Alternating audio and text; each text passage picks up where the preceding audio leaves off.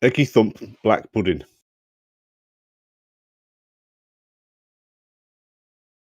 E-bar gum.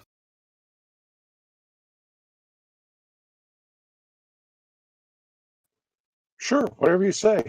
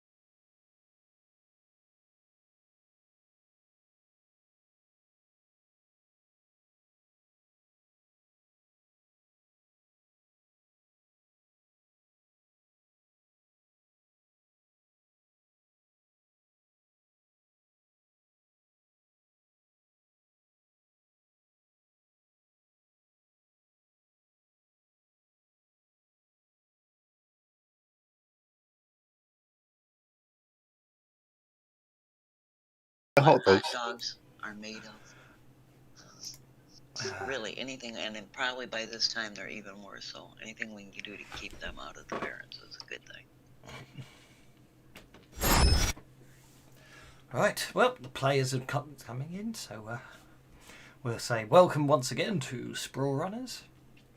Had a week off to do some Pathfinder last week, and we're back to Sprawlrunners. So, I have to be honest, I've even lost track. Okay, so while we're... I'll mute them while they're doing that.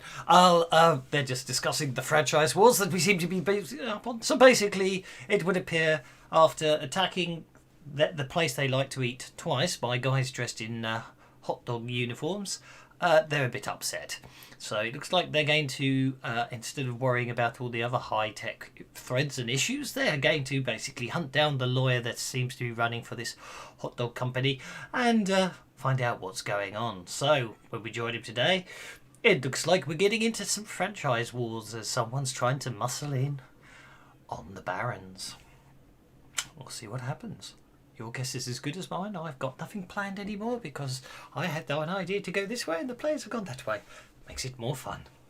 Yeah, you were trying to pet him and hug him and call him George just beforehand. Hello, one and all. 1, 2, 3, 4, 5, 6, 7. Nearly all here. 1, 2, 3, 4, 5, 6, 7. We're just missing Beulah, aren't we? Right!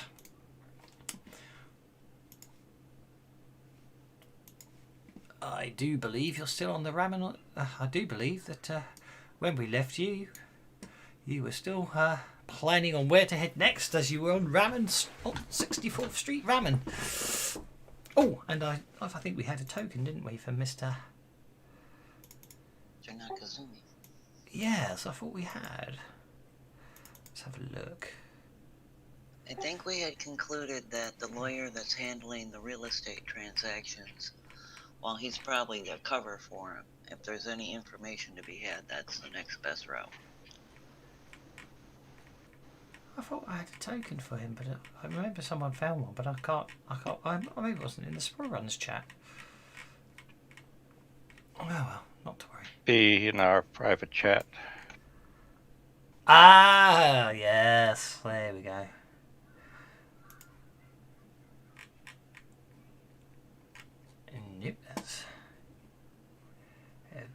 that one. Hey.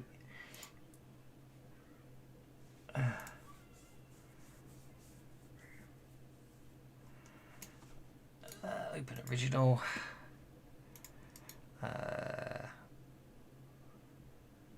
Copy image.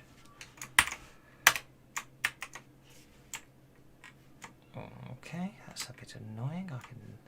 How do I deal with that?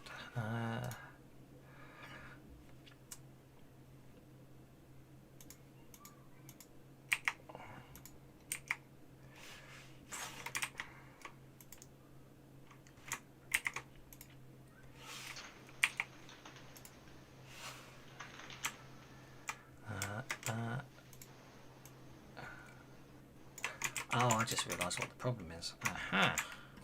I'm using the wrong. Grab the imaging tool. It should be magic wand. Come on, let me pick the magic wand. There we go.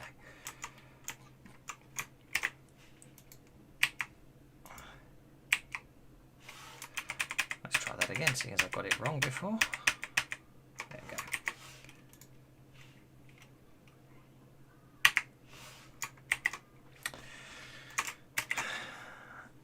Save. Is everyone in? I can't see right now. Everybody but Bula. Okay, right. So you making plans? Which way are you headed?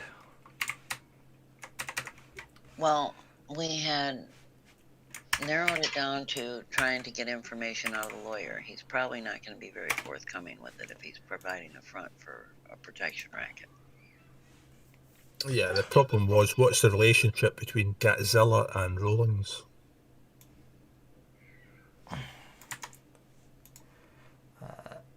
Well, this is it. So yeah, that's why I think you were going to head out to the. That's why you were going to head to. I think to the lawyer firm first, weren't you? I think that's what you were thinking about. Now, we hadn't really discussed the best way to approach the lawyer. Should we just break into his offices after hours and go through his records? Or try to get it, into his computers? Or... Well, and the third option is... Hacker was going to do that. Donahue suggested following the money and looking up the land deals on... See who was buying the land and try to follow the money.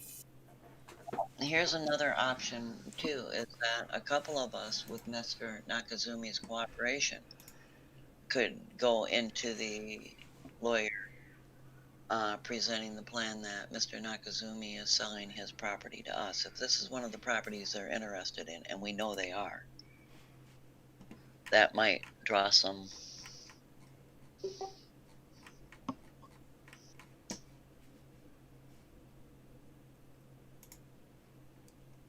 If somebody else is coming in and buying up one of the properties they want, that'll... Sounds like a good ruse to get to the attorney for sure. I mean, we can't just walk in there. He won't just listen, right? I proposed that I was going to ask about buying shops. Not that I was actually going to buy anything, but I was going to ask about who I did need to go and see. And I was hoping by sticking my head above parapet that somebody was going to make a move, and somebody else was going to, like, there was either going to be a computer blip saying, "Watch this guy" or whatever, and that would leave it. That would give everybody else a clue. Basically, I was trying to make myself a bit of a target. Okay, well then that would be a two-pronged approach. You going in there looking for somebody in general to handle a transaction. Us going in there with a specific transaction on a property we already know we're interested in.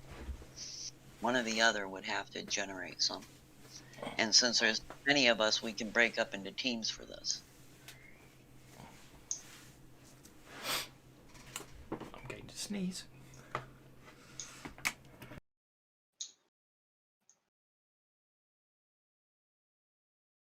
In fact, Mr. Nakazumi could even come with one team, the ones that he's interested in selling to. For legitimacy and all that fun stuff.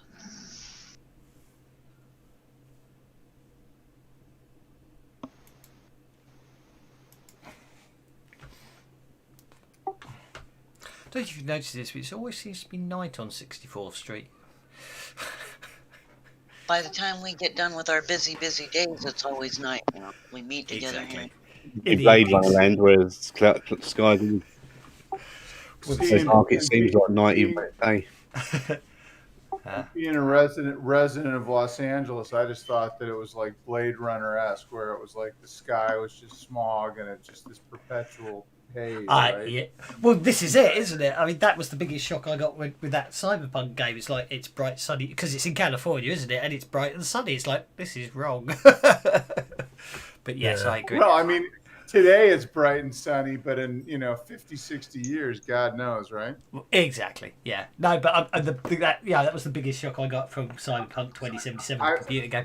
I mean, the mind blow to me was that the Blade Runner, like when I saw that originally when it came out when I was younger, it was seemed like so far away. It took place in 2020, right? I mean, it was like that was we're there. But there, Los Angeles Yeah. used to be a lot worse than it is now. But when I lived on the Gulf Coast near the refineries, there were days there where you had cloud cover, and it didn't have to be dense cloud cover, but it holds the pollutants, and the air would literally turn orange. Yeah. And actually, LA's air quality is better now than it was in the 70s. But Yeah. Oh, I must admit, it freaked me out when we got to Back to the Future 2, wasn't it? That went past 1985 or whatever it was. Was it 95? I can't remember. 2019, November 2019, Blade Runner movie was set. Which might be why it was cold and grey and wet.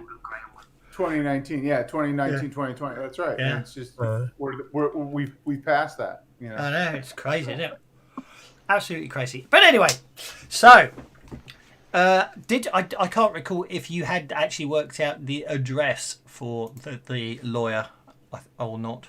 I think we found his address, his bank details, transferred all his cash to our accounts, married his wife off to a Russian mobster, and okay, maybe not. Don't know. No, I don't think we did we? No, I don't think you did. I think you just tracked down his name. His name and his location, and wasn't he in some like the outskirts of the Barrens? He's not actually. Yeah, he's actually in one of. Yeah, he's not in the Barrens. He's basically in a rented office at sort of towards at the bottom of Metcon Tower, and Metcon Tower is some huge media corporation, but they only use the upper 200 floors. The lower 50 floors they rent out to anybody, and he's just got an office down there apparently. So can I hack it? You can't just hack it. No, they'll have firewalls. But you can try, I suppose. It depends how good the security is. I must admit, they'll be probably hooked into that. One of the perks of the rental is probably they're using Metcon Tower's security, so it might be better security or harder to get into than you would expect. But yeah. Who's the assistant hacker? Bueller? Two of us working together could do it. What have I got? Absolutely. Hacking? Yeah. Assist me, Bueller.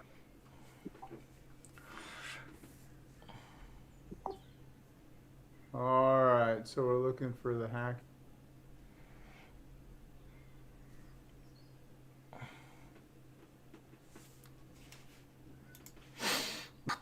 Ouch. 7 all told. Are you happy with a 7?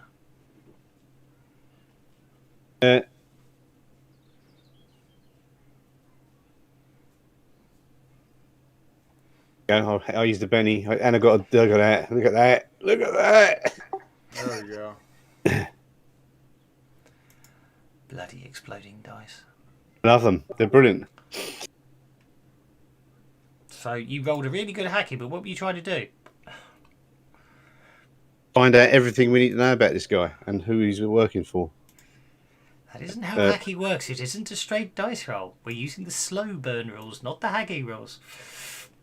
I don't know what slow burning hacking rules are. You have to tell me these things. I don't know. I'm new to this game. I was going to fireball them until you told me it's not that kind of world. Well, you're not a street mage either, are you? Who? Right. I don't Okay, know. get your Help me. PowerPoints back yet? So let's just assume that I made the roll. Everyone else tell me what I was supposed to be doing with that roll.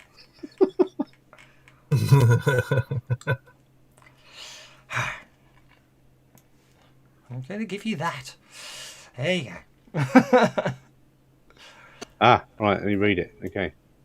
I'll give that to you as well, and I'll give that to you as well, for future reference. Sorry, I mean, got again. sorry. I was assuming that was to get into the building security. I think it may well. I will assume that is the case as well. How the slow burn, if I understand it right, essentially we're going from one node to another node to another node to get there. Yeah, so basically, because obviously, if you're trying to find the node, which should be the research role, which I'll give you the benefit of the doubt you've already done. So then, so then you're going to once you're in the possession of then you've got to get the passcode, which I'm just trying to So I'm checking it myself now. Public access node. To find a hidden access node, you must know one exists. Toughest target number repeated. Okay. After that, you've better known to sell. Okay. So what I can't remember is how you get the passcode. So inside and outside. So then you'd analyse the node. So the appearance of a non-hidden node is. So the appearance of a hidden node is revealed simply by looking at it. Analysing an ice within the same node as an action or success, you learn the type and rating of the analyse. Then you're going to attack the ice, which would be, I say, what your hacking was there. So the fighting works like cyber powering. With the fighting utility or ice rating, ice is always considered. Do you know what? I liked the fast hacking rules, but at the time everyone wanted the slow ones, so they're a bit more because they're a little more interesting and obviously more in depth. Whereas the nice other ones are dramatic tasks all the time. So I think this one works better. So you can sneak past the ice from a persona, improvise, because that's the interesting thing, you see. So what utilities have you got loaded on your cyber deck? You see, because that decides what you can do with it. Because your cyber deck's limited by certain amounts of equipment, and you don't have a cyber deck anyway, so you can't even. Yes, you do. Cyber deck student, I take it back. I have got a cyber deck, yeah. Yep. So then you've got to load utilities on. Each utility has a cost of 0.5. I got stealth. Because you've got your hacking utilities, so you've got your fighting, so your hacking utility, you've got your decrypt, your fighting, your persuasion, your relocate, yes, and stealth. You allows you to hide from ice personas, it masks the code, and I have to admit, this is meant to be nice and fast and furious. I think I may well have to hack way around it for now.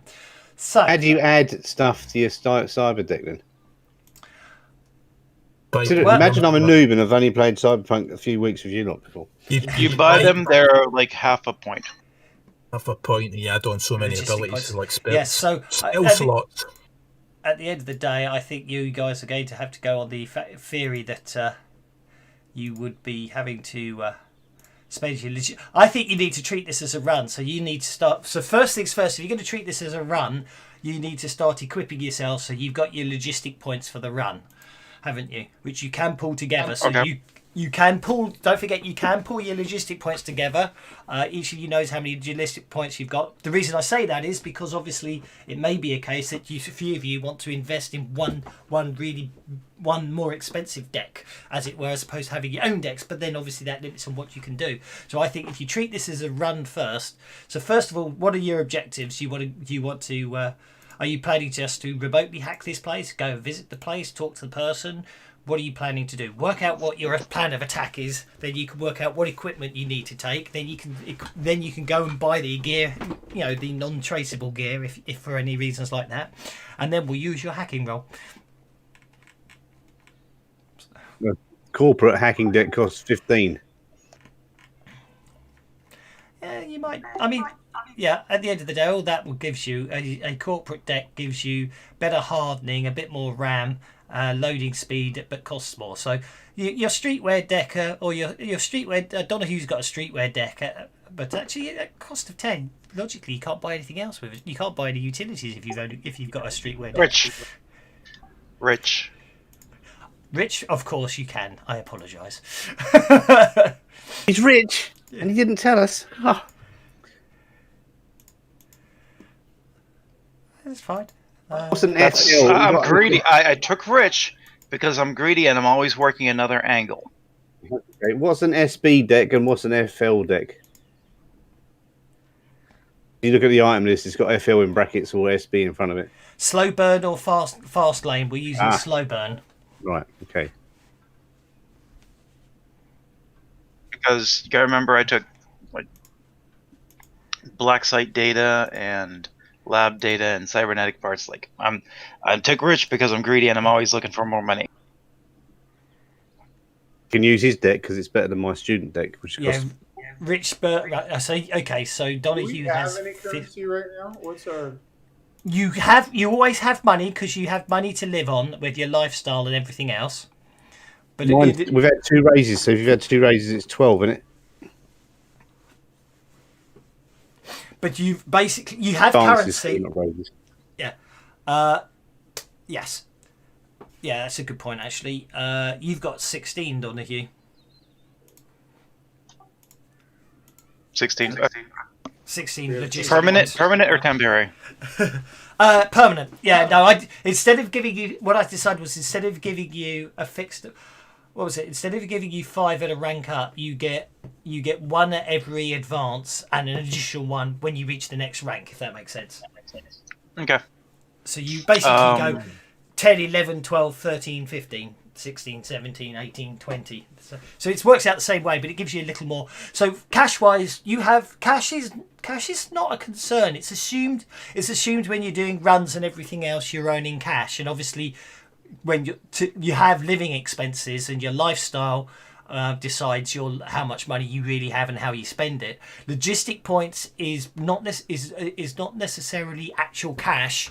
It's calling in favors, finding contacts, knowing where to find the untraceable weaponry and equipment, and also knowing how to safely dispose of it afterwards. That's sort of all what the logistic points idea is. So the idea is the concept. It's a bit of a strange concept. It came out of Titan Effect, where it was all requisition points. And the idea, in theory, none of your equipment's permanent, if that makes sense. In theory, every single run, you just throw your gear away and get new gear. But obviously, if you keep using the same gear, then you don't need to do that. But that's basically the logic on that. So logistic points is how you get equipment. Cash is sort of there and what you get paid, but it doesn't really affect the game, if that makes sense. Yeah. That said, of course, something like if you pull off a really good haul or someone pays you an awful lot of money, we will sort of translate that into sort of temporary bonuses here and there and stuff like that, as it were. So what other resources points do we have to maybe get better to chip in? Well, as I say, as it stands, you should start. No. I'm asking other players. Sorry. Yeah. Sorry. Yeah. We need to upgrade the decks, don't we? If we want to use your streetwear deck and then upgrade that with some stealth and other stuff. I've got 12 points. I don't need my shotgun if we're standing. If we're in the safe space. Something to bear in mind is if you don't have your own deck, you won't be able to assist someone else. Still got me deck. Yeah. Sorry, so how many logistics points do we have? You should.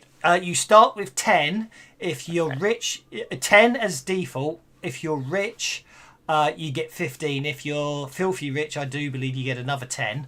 And then because you've got 1 advance, you get 1.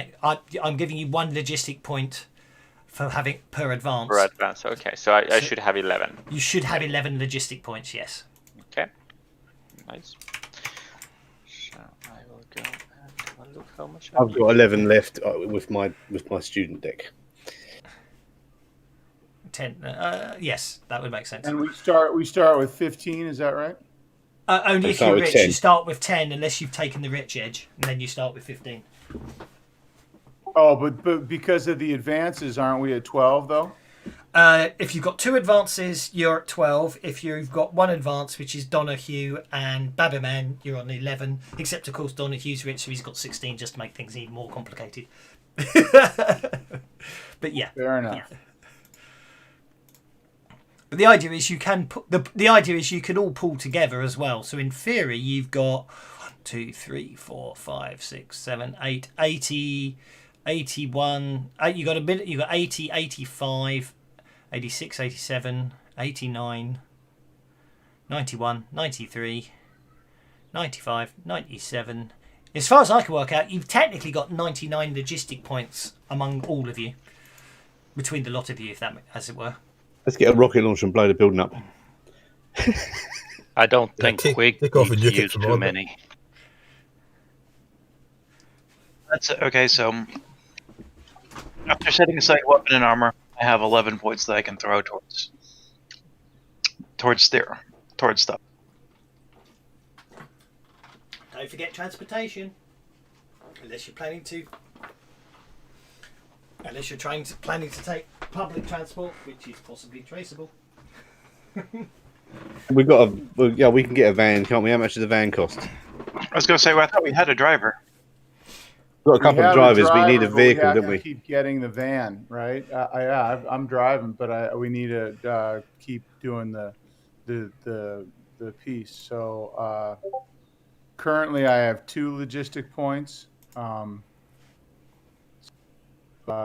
van is 5.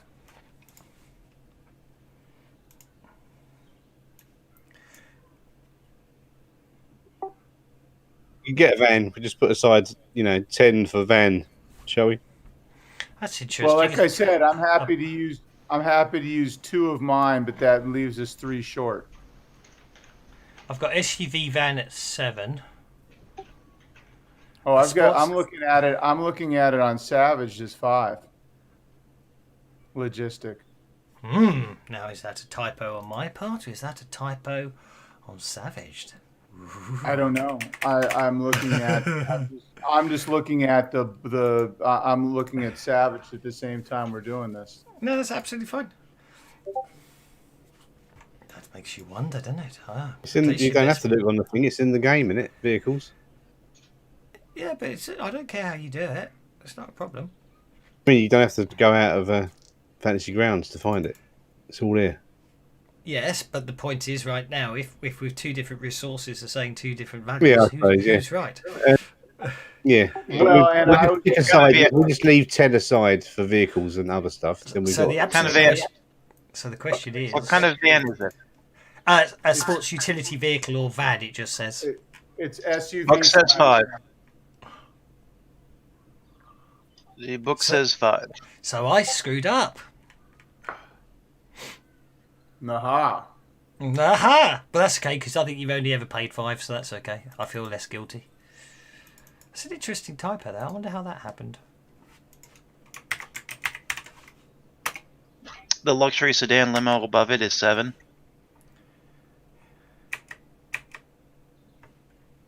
Size is 5, cost is 5, yes.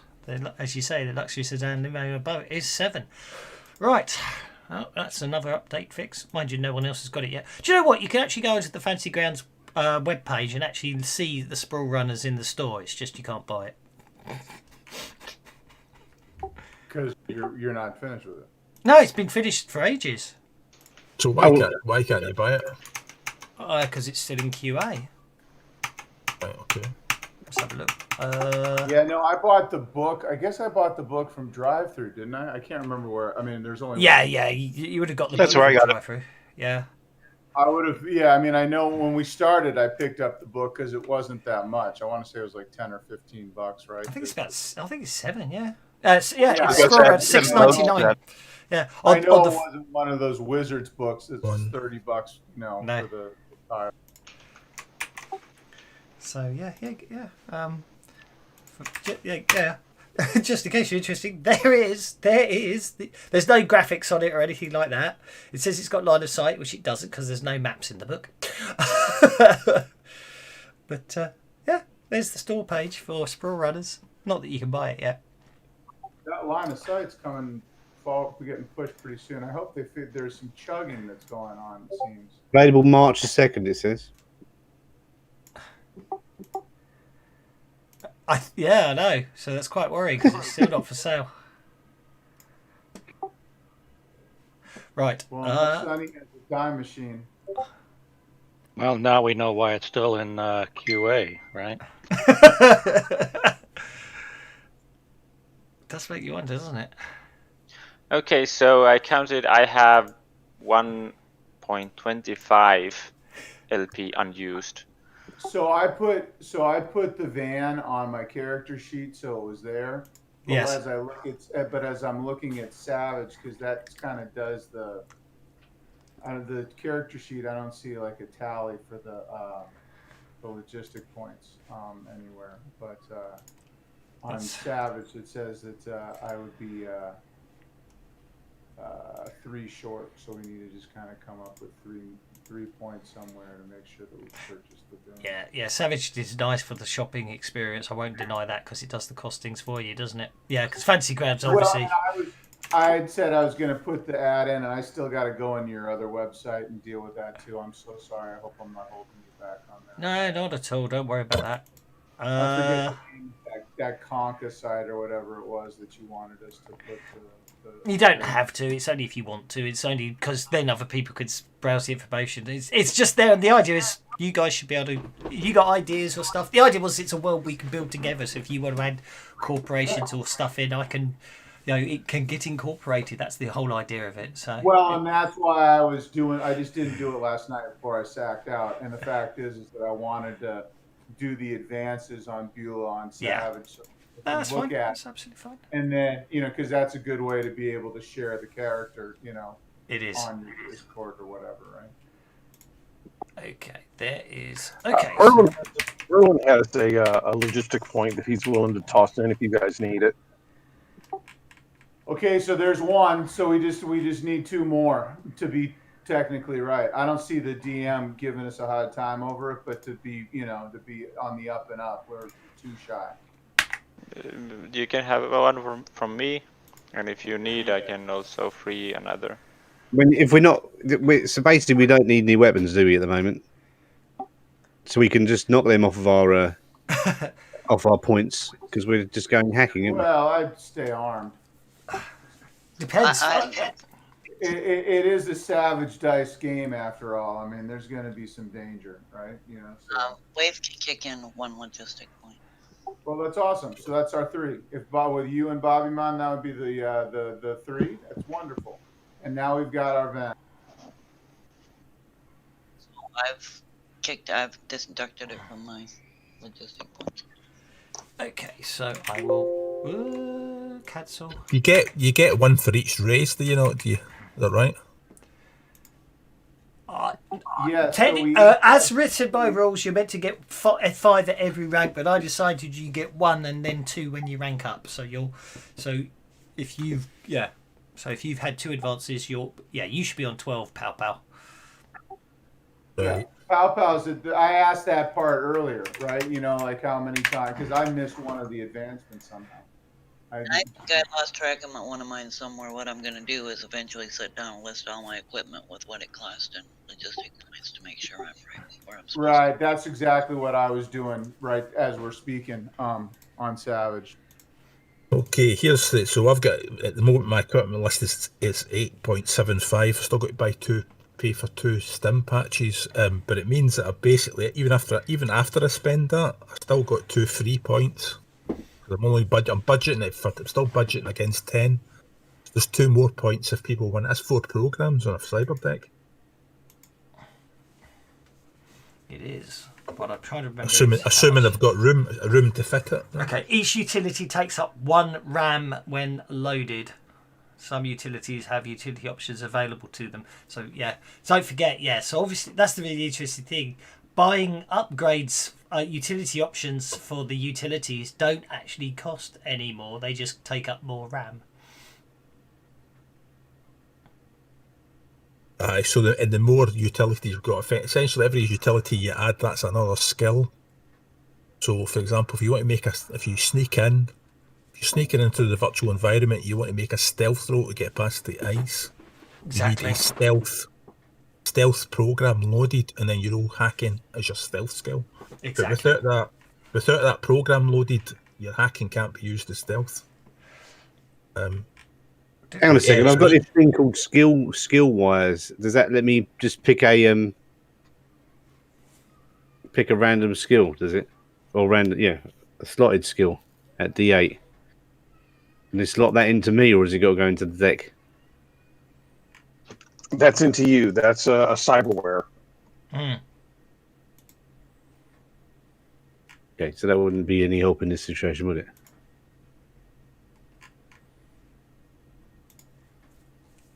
Except for the fact that the DM I said that if we're gonna help hack, we need a your own deck. So blah blah blah. We need our own deck of some sort.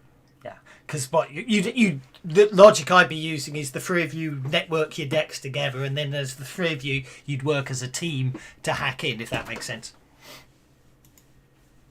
Even if somebody's got a deck with all skills loaded, if an ice finds you, even if somebody's standing there with a basic deck and they've got an attack program, they still get an attack against the ice. You know what I mean? So you can have 3 people attacking it. Even if it's a basic deck, It depends. If you're going in as assisting, no. But if the three of you can all attack together, then yes, you can. It depends how you want to do it. It depends how you might do it. Can someone tell me what the FLSB stands for? Fast lane hacking or slow burn. There's 2 different sets of hacking rules. Basically the vote went for slow burn hacking when one person got the vote, and that person wasn't me. No problem. Because I have the cheap slow burn deck. Yeah. Basically, there's 2 ways to deal with hacking, and obviously there's the slow burn is a little more convoluted, but I think supposedly gives you more flavour and enhancement. Whereas the fast lane hacking, to be honest, is just a dramatic task, and I have used it in the past, and it is a bit of, well, you've done this, make a hacking roll, right? Now you make a hacking roll. Now make a hacking roll. Whereas the slow burn is, you have to have load of utilities, and you'll be using different skills. Once I get my head around it myself. Actually, I'll tell you the primary difference between slow and fast. Right, it's a game structure. If you're doing slow hacking, it's more intense. But for everybody who's not a hacker, they are passively watching the game. They are not playing it. Yes, that is the downside. Will 3 of you explore the dungeon, and that's fine. People are willing to sit and have the tension of not being able to help you and see only 3 of you get through a dungeon. That's fine if people want to play it like that. But if some people don't, then that's why people use fast hacking, because it basically gets those 3 characters through that encounter faster. Yeah, but to my mind, that's the only difference, really. Yeah, but to my mind, you see, is if you're on a run, if we're doing it right, if you're planning it right, then hopefully there's hacking's going on the same. Yeah, hacking's going on the same time while you guys are sneaking into the building. Yeah, in my mind, that's how it should be done. If you're all relying on just one or t'other, then things might not necessarily be going the right way. Yeah. I'm sorry. I just closed that actions in cyberspace. So if you go library, Sprawlrunners. It's in there. Got it. Yeah. Actually, I really need to rename Sprawlrunners to reference manual because it isn't clear what it is. So if you go into Sprawlrunners, then go Sprawlrunners, that will open up the reference manual. And in there, you just want to go down to cyberspace, and then you can see under slow burn actions in cyberspace. Got it. So let's sort that one out now. This is what I like about running games where I'm doing the rule set, because then you guys are playtesting it at the same time. So I'm not sure why those quotes are there. Let's get rid of those. Okay. Yeah, I mean, I don't mind the slow burn rules. For me, for a player, you can have 3 people that get in trouble, and there's nothing I can do to help other than carry away the unconscious. You know what I mean?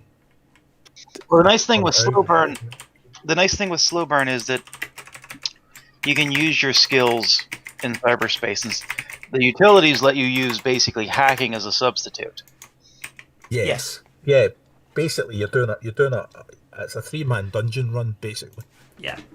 So I don't want to spend too much time on the planning of it, of course. And yeah, I'm hoping that when we're doing these adventures, you guys can be sat outside and hacking in, but other people, I don't want a situation where the hackers are doing everything, if that makes sense.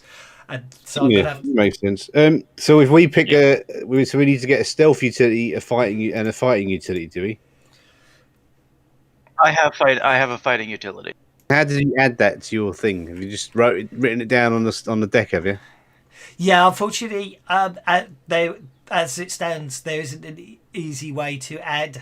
I really wanted to make utilities modifications, but basic items can't have mods. So at the moment, the only way you can do it is to add. I think the utilities are items you can add. What I'd be inclined to do is, and I've just checked that you can do it this way. So if you go into your library, go down to Sprawlrunners, go down to utilities, all the utilities should be listed there under hacking utilities and other utilities. And then if I borrow your character sheet as an example and go to inventory, you should be able to say take the fighting and so what you can do is you can drag. So if I share, that, I've seen it. Yeah, fighting. Yeah.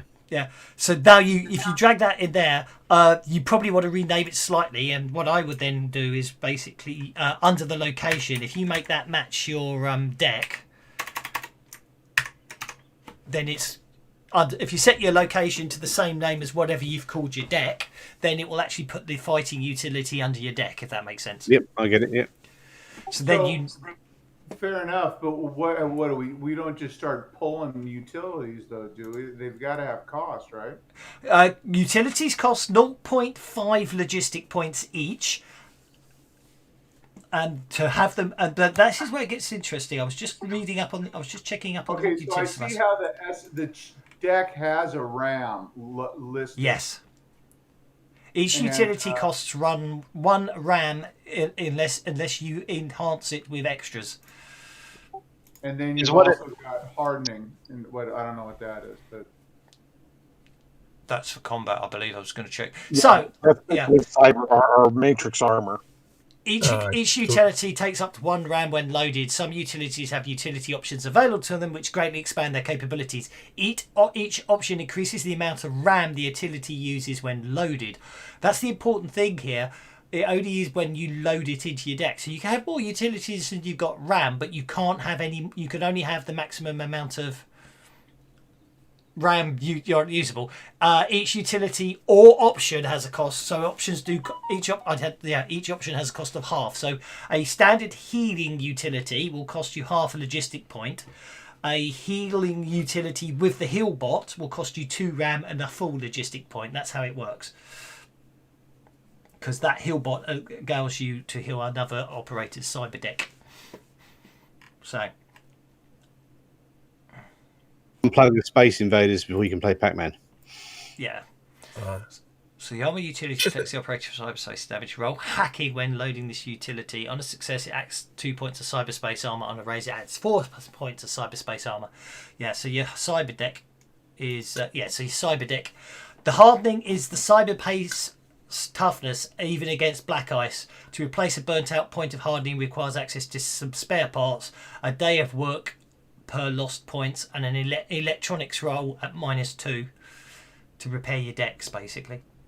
So your hardening's your armor. So basically cyber combat, instead of using is that so in terms of cyber combat, hardening's your parry, and the damage you do when attacking is your hacking dice plus your utility, I do believe. Where is it? Utility replaces the fighting skill. Mechanically works the same. A success causes 1d4 points of damage plus the operator's hacking dice. So if you guys are doing into cyber hacking under combat, you get to start creating some interesting new attacks. Wonderful. Decrypt, fighting, smoke and stealth. So I'll use Donahue as a test. So what we need to do is we'll create an attack called cyberspace attack. We right click on the attack options. We're going to set it to a custom attack type.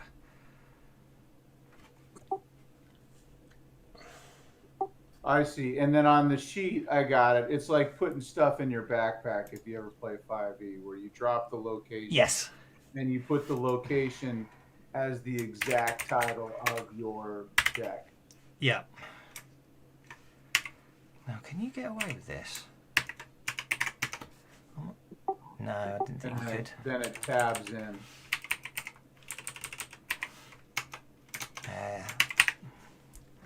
So this would be interesting. We're going to have to work this one out. Mechanically works fighting. Okay, hockey. A successful attack causes hacking damage. Hacking is also used to calculate the opposite of cyber parry, which equals 2 plus half their hacking skill. So, that's so if you could be attacked as well as your deck. I'm very confused on this one. I'll get my head around it. I'm up to now. We've got away with it. Might have to read up on this one. Hopefully there won't be any cyber combat today. Aye, so ice tries to disconnect you or burn out chips on your deck, and black ice actually changes the character's metabolism and causes brain hemorrhage. Yeah, basically kills you. I have read it all, but I've forgotten it. But what I can't find is what your fighting skill is. So hopefully you have fighting. With slow burn, it's actually fighting. Is it? Mostly Okay. What the utilities do is they allow you to use hacking in substitute of a skill. Yes. So, like, I have, instead of using, if I had the notice, from what I'm reading it, if I have the notice utility, instead of using my D6 notice, I can roll hacking and get my D8. Use the D8 for hacking to do a notice check. So, if you've got the attack fighting utility, you can actually use your hacking as the fighting roll. Yeah. Which means we can do that. And hopefully your hacking skill is a D8. See, there you go. So if you look now, you see you're actually using hacking as your cyberspace attack.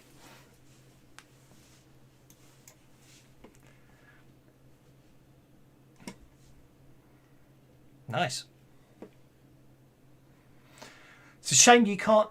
Obviously, with any of the stats, you can change the damage to any of your stats, but you can't use skills as a stat yet. So you're going to have to manually update your cyberspace attack damage as you go up and down. Right, okay, that gets my head around it. The parry is all equal to half your hacking skill with the parry. Yeah, we'll worry about that because I can do that on the fly. Can I ask a Fantasy Grounds question? Yes. Just for sheer coding, would this not be easier for them to have a vehicle? For what? So you can give them, you can give somebody a car, you can put guns on the car. I just wondered that you could use the same sheet in Fantasy Grounds as a cyber deck. You know, you can add stuff to it. Possibly, I'll have to look into that. Because then you can that way you can have a separate character sheet with a separate set of skills, a separate set of attacks and utilities. Customised without mucking up your own character sheet. You mean like creating an NPC for the vehicle? No, well, you can add it. You can actually. I don't know if it's a good idea, but you can technically add guns to a vehicle. Yeah, so, I mean, to be honest, what it really needs is I need to learn how to create vehicles have a combat tab for adding weapons. Yeah, but the problem is if you can't use. Yeah, you could cheat and pretend your cyber deck's a vehicle, but all the vehicle stats are still there. The absolute answer is the absolute answer is I need to learn how to actually create stuff. Actually modify the rule set, and to be brutally honest, I can't work out how the bloody thing works because you know what I mean. If you actually look at the Savage Worlds rule set, there's about 200 to 300 scripts that can define the rule set, and I don't know how I can't follow. I lose the will to live halfway through trying to track down how they all work together, because obviously. I'm not a programmer. Legacy software. Yes. Yeah. Basically, unfortunately, what we really need is a guild to actually sort of not have real life getting in the way all the time and actually playing on this campaign, because then he'd write all the code for us. But he isn't. So. Okay, I think everyone's got their equipment sorted. I've got my head around how we do the combat if we end up cybering. So, actions in cyberspace. So. Analyze a node, a persona, or icon. That is that. So,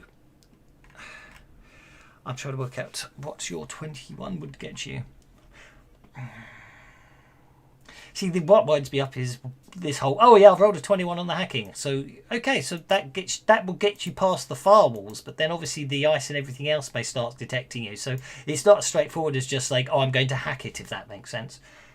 It is if you want to get in and out fast. But what are you trying to hack the Metcom tower for anyway? We're trying to get into his computer, the lawyer's office's computer. Okie dokie. So and also cover the physical team going in. Yeah. Now, as far as I have people spend. I saw people spend bennies. I'm just going to reset bennies because how come you all get 4 bennies? You don't. Don't. I'm gonna get 3. I've got luck. I have lucky. Oh, that's an interesting quirk on the party sheet. If one of your characters gets luck, and then that's fine. I've got luck as well. Yeah, what it is the party sheet has this interesting thing where it shows everyone's got the same number of bennies if you've been on the character who's got the luck edge. That got me very confused. I'm going to reset all your bennies. I know that hacking of 21 is pretty awesome, but if we're going to do it properly, you're going to do it properly. So, obviously, Metcom Corporation has a proper... will have obviously public nodes and hidden nodes. Obviously, logically speaking, likewise, they wouldn't have companies that are renting offices from them on their corporate network, but at the same time, they will probably be piggybacking onto their land connections. So what you will need to do is you will need to find the node that is the node that is on the Metcom network for the rental offices, as it were. Once you find that node, you can then analyze that node to find the sub-network that obviously his the lawyer's office will be on, and that will then get you the node you need to actually try and sneak in through to get access to his systems. So, on that basis of everyone sitting around where everyone else hacks, what do the rest of you want to do? Because I'm sure there's other stuff you could do while these hackers start basically going into the cyberspace land. Well, Waif was going to go in with Mr. Nakazumi, posing as a buyer for his property because his is one they're interested in. It gives us a face-to-face with the lawyer. Indeed. Get some concept of where he really stands. And whether just the idea that someone else is swooping in there and buying up property his client is interested in shakes anything loose. Righty-ho. That sounds good to me. Yeah, it's going to be the standard plan that always comes out is social people will go off and do talking. Droid operators will go off and photograph the building. Mages will go and astral scan it, and hackers will hack it. And we all meet up afterwards, discuss.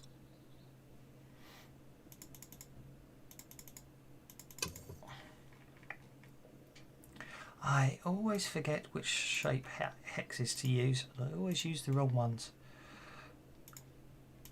In fact, it always defaults to locking.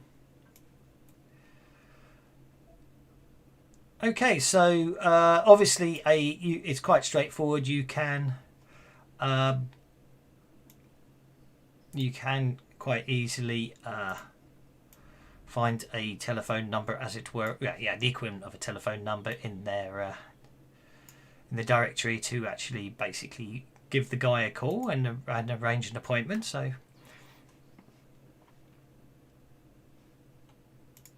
you can phone through to his office and. So what's your cover purchase, or what are you planning to purchase? That my adopted father is an old friend of Mr. Nakazumi's, and Mr. Nakazumi is ready to retire, and my adopted father is considering buying the place, and we were looking for a lawyer that could help us with the paperwork. Okie dokie. That sounds good. That basically, So you once you give the address of 64th Street Ramen as the purchase, he seems most interested and eager to talk to you, and basically gives you the opportunity to come down and see him. Basically. Almost imminently. It'll be sort of. It's interesting. You would have thought that was after normal office hours, but he seems quite eager to talk to you. So if he'll meet you at his office at 7 o'clock tonight if you want to meet him face to face. So Mr. Nakazumi, I'm presuming because we've done such a good job of protecting him so far, we'll play along with this as a way to get this stuff off the back. Also, is there any of the other more, normal-looking types wanting to come along as part of this? Well, I was about to ask if you wanted Merlin to go along with you. Well, can you shed the robes, Merlin? Because they look kind of weird. I mean, even in the Barrens, they look kind of weird. Fine. That's harsh. Put on a nice suit or something. I just thought I'd go with your crazy boyfriend, but whatever. That seems unfortunate. Right. Oh, bum. Let's change the name. There we go. Right. So, if anyone's not planning to hack and they're not planning to cyberspace, what are they planning? What are you planning to do? I don't know who's left actually, so that's why I'm asking. Well, and I am going to point out to the others that this guy seems surprisingly anxious for a meeting outside of office hours, so when Merlin, Mr. Nakazumi, and I go inside, we'd kind of like them nearby in case we're being set up.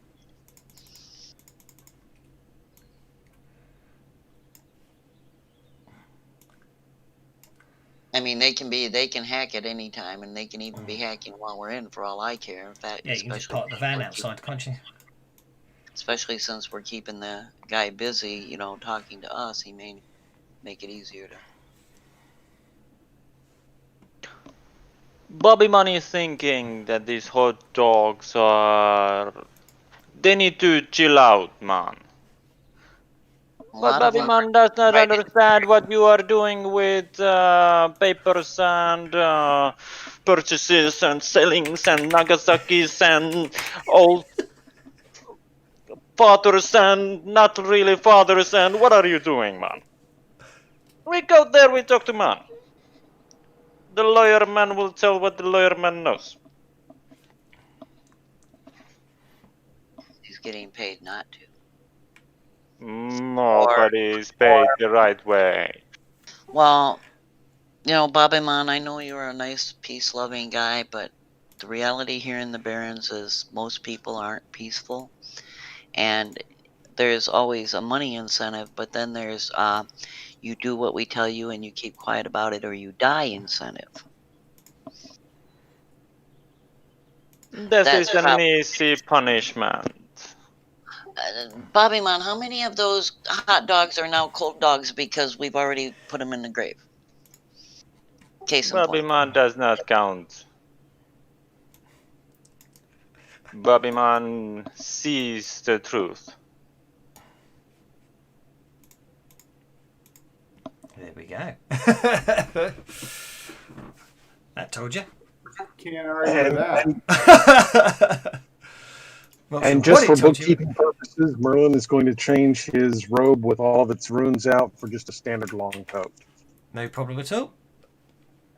I am setting stuff up while you guys are having some interactions, so please enjoy yourself. What is this thing that Mr. Weiss wants to know from this lawyer man? We want him. We want to see. First of all, it's clear that he's working for the guy who wants that have been sending the hot dogs after the ramen shop. A lawyer man works for the man who brings the money. Guy Basically, that's yes. threatening the bullet.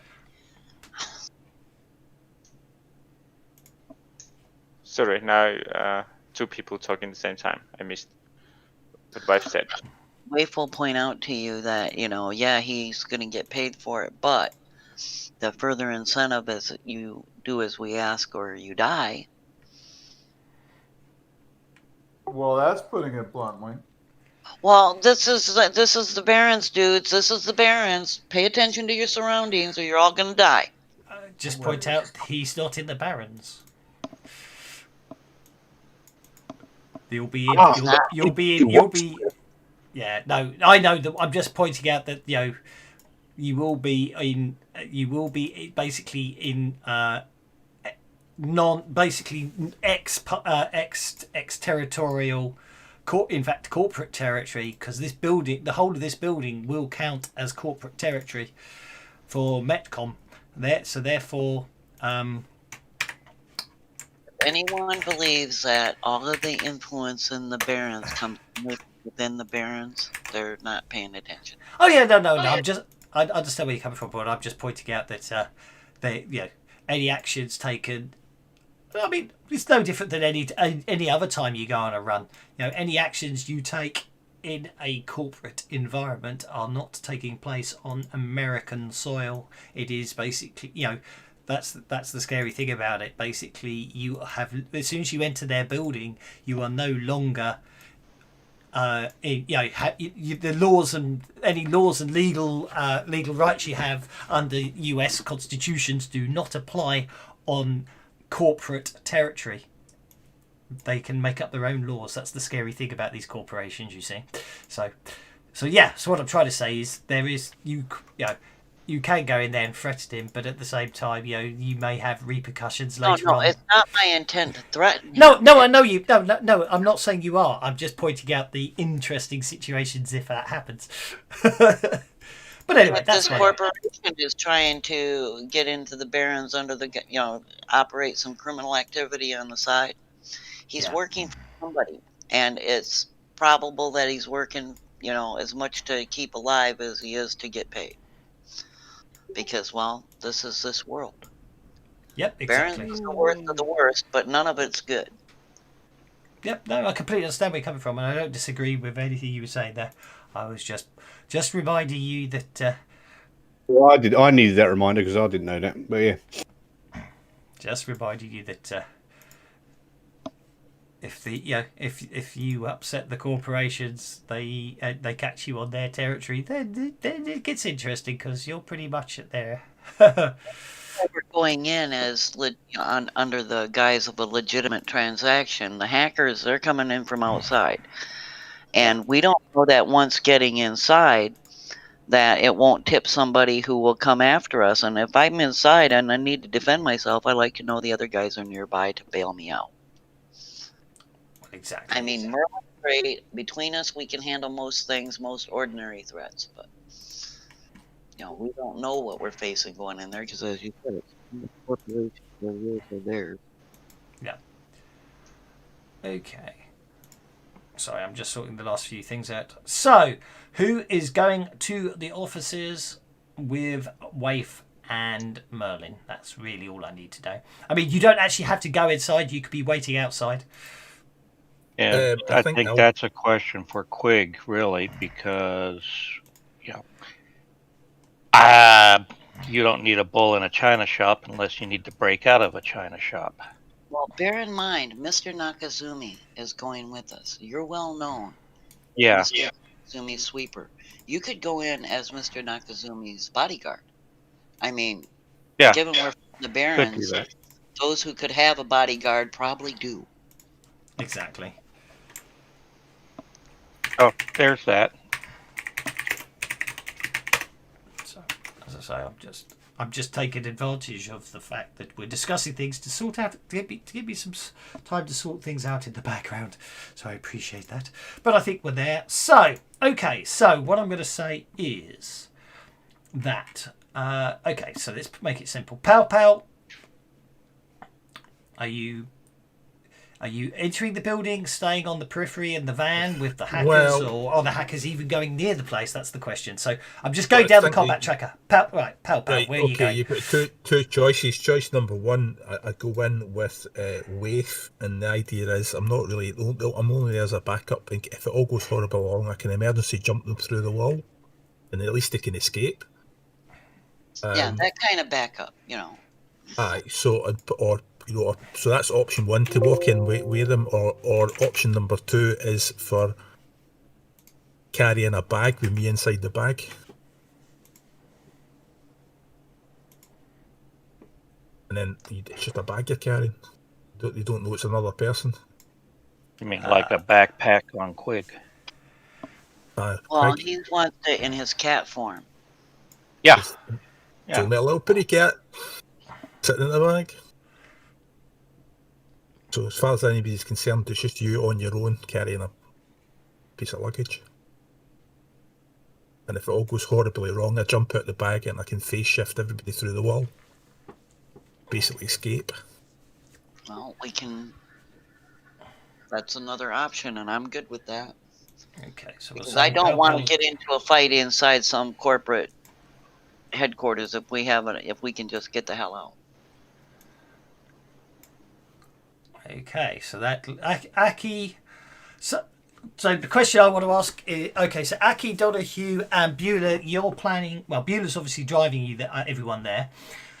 So I'm going to assume the three of you will be in the back with all your gear, ready to provide any hacking support and trying to do any hacking as required. Yes. Okay. That and Waif is going in the front entrance, and that only leaves Babyman. Where's Babyman going to do? If they allow him, he will go to talk with the lawyer.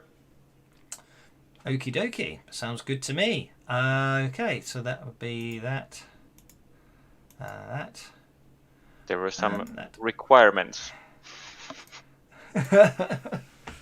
So you find yourself outside Metcon Tower, and up ahead you can see there appear to be some security guards and some security defences. You know, guards. Yeah, you know what I mean. Doors, body scanners is the phrase I couldn't think of. From your understanding, Mr. Rowland's office is over here, so you don't need much of the map. Well, I think Waif and Mr. Nakazumi would take the lead. Indeed. These are, basically there are signs up saying no weapons permitted. Yeah, okay. Takes the fun out of breaking into So there's a sign for it. Yes. Is there any kind of an actual scan or something? To enter the building, you have to walk through one of two body scanners. Yeah, no issue there. Babyman will walk, and it's gonna beep, beep, beep, beep, beep. Well, can I ask you a question though? I'm just going to unlock Totemus because I can't. For some reason, wouldn't let me select your ticks. Just realised something else now. I'm going to have to ask you a ruling on something. Mm-hmm. If somebody is carrying a gun and they cast shape change, gun is absorbed into the shape changed animal, i.e., it's just an animal, isn't it? Indeed. Sorry. Yeah. So the next question is, would that set the metal detector off? No, I don't know, actually. That's a very good question. Actually, sorry. This is the future. Sorry. No unauthorised weaponry. Not no weaponry at all. Unauthorised weaponry would be sort of weapons of mass destruction and explosives and things like that. Personal firearms would be allowed. Although the safeties will have to be engaged, obviously. Well, I wondered if everybody gave me their gun and a shape change, would that mean that I can get the guns in without going through the sensors? Theoretically, yes. Because of my cat. Yeah. Whether or not they let a cat in the building is another matter, of course. Are you in the backpack? Or are you walking in? No, just sitting in the backpack. Won't set off the metal detectors, it's a cat. So whose backpack are you in? I think Quig Quig is just going to. So you're going. Okay, well you need to cast shape change because obviously it has. Oh, it's got a duration of a while, doesn't it? Anyway. And I guess the three of us can do this in the van. Ooh. That's what we figured. Out in the I van. figured you'd be in the van. Yes.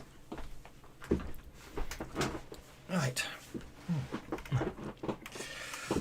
Taking a direct approach and seeing what we can shake loose. Okay, so.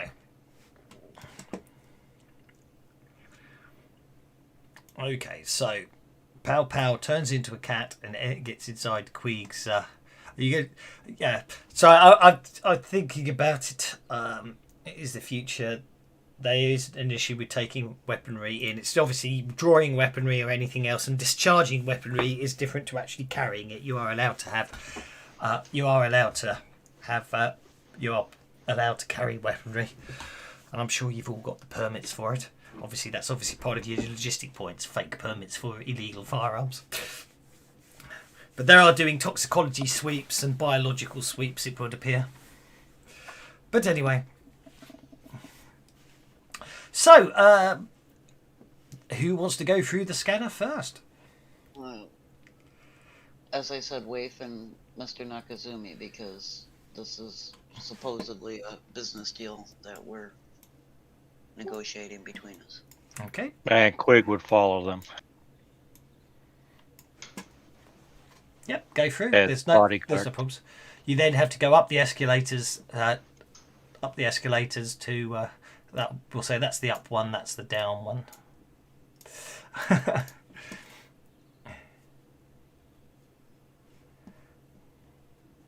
not playing that card. I'm just showing.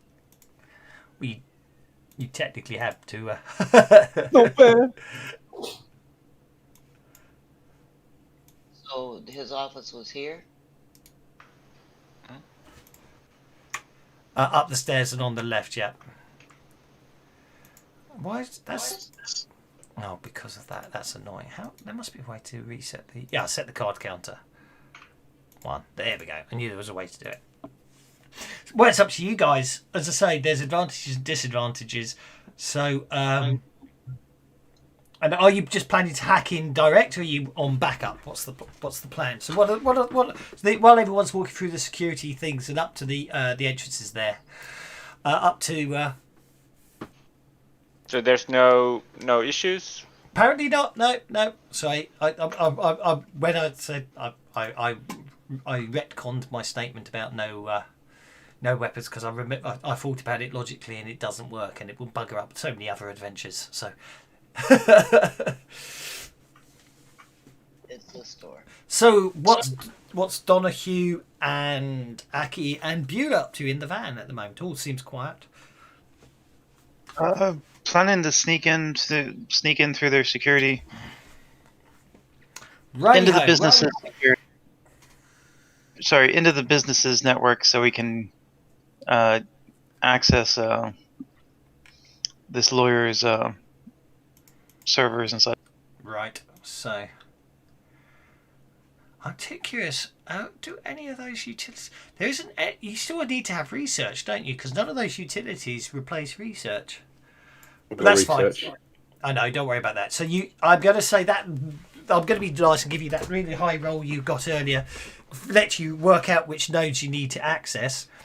So Okay, knock off a penny then, because I've got my penny back that I spent. That's fine. I don't care. I'm sure I should have given you some by now. You get to the door, Waif, and it's obviously locked at this hour. But obviously, you press the intercom button. So. Do we need a notice utility to have a notice skill? Analyze node, personal icon, etc. Yeah, but that's the point. If you load a utility, you don't need to use the skill. You can use hacking instead. That is the skill. That's what I mean. That's the skill. No, yeah. Hacking's for everything. Exactly. But you don't get to roll it. You don't get to roll it without a utility. So. Okay, so all of these are actions, but we don't need to worry about that. So. You've isolated the node for the business. So what are you planning to do? Make it my bitch. Yeah, so actions inside, analyze node persona icon, attack persona or ice, hide from persona, improvise utility, jack out or load end the utility. This is the bit I can't work out. How do you get in? That... Well, that's kind of like walking through a door. I mean, if you've got the access, as long as there's nothing locking you out, you just walk through the door. Exactly. But that's the thing. Obviously, if you've got a passcode, you can get in. So it is of. That's what I'm trying to get my head around at the moment. How the hell do you find a passcode? Sorry. Obviously, up to now we've just hacked your way in, but obviously that sets off stuff. So if the operator is in possession of a legitimate or faked passcode, then the following actions do not require a roll and do not generate points on the alarm scale. So if you've got a passcode, then you can do the actions within the system or node. But how do you get the passcode?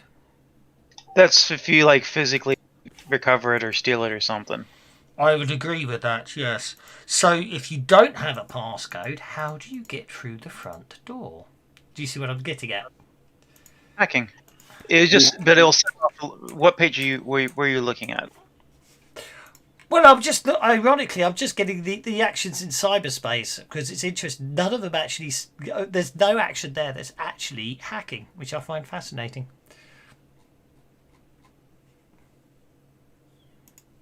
Do you see what I mean? Wouldn't be like a hacking roll against the node's toughness. I would have said it has Allow to be you a hacking to road against the system. manipulate or Yes. control the Yeah. port? Yeah, so it's slow burn system ratings. Nodes and therefore systems have a system rating given in the form of a dice. Hacking systems exist. So the system rating limits the rating of the ice in the system. Ice can only be one rating higher. So the system rating is the basis to calculate the system's toughness. The system's derived stat defend against attempted manipulations. So personas and ice are dealt action cards. So that's fine. This is my argument, you see. So then systems in cyberspace.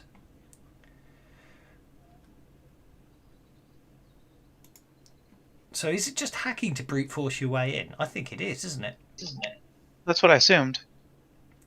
I think without a passcode, it's just hacking to brute force your way through the front door, as it were.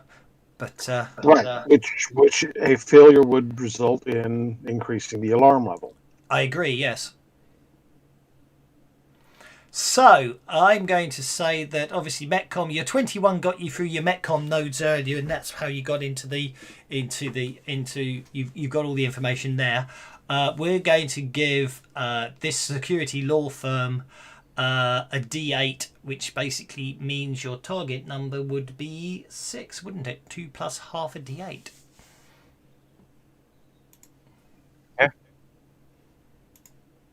It's actually easier if you draw a little line map and you have the access nodes, obviously the front door, and then you have a data. Oh, a yeah. data icon, and then obviously if you hack that, there's an action for hacking the data node, and then there'll be another node, it'll be a device node, and if you hack that, you get to view the cameras or whatever's attached to the device port. Exactly, but this is just a law firm, so you're not trying to get into the corporation. That would be a whole different ball game. You're just trying to get into this. So the system's toughness is 6. Okay. The two other are Bula and Aki supporting me.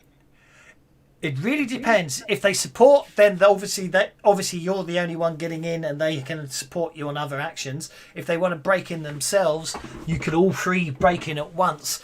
But obviously that would greatly increase the amount of alarms, because each of you will be generating alarms on the system, as it were, potentially. Well, and he just played his team card. So. Well, he said he wasn't actually playing it. He was just putting instead of Yeah, just but I telling can people. play the team card because then we get double Yes. on support roles.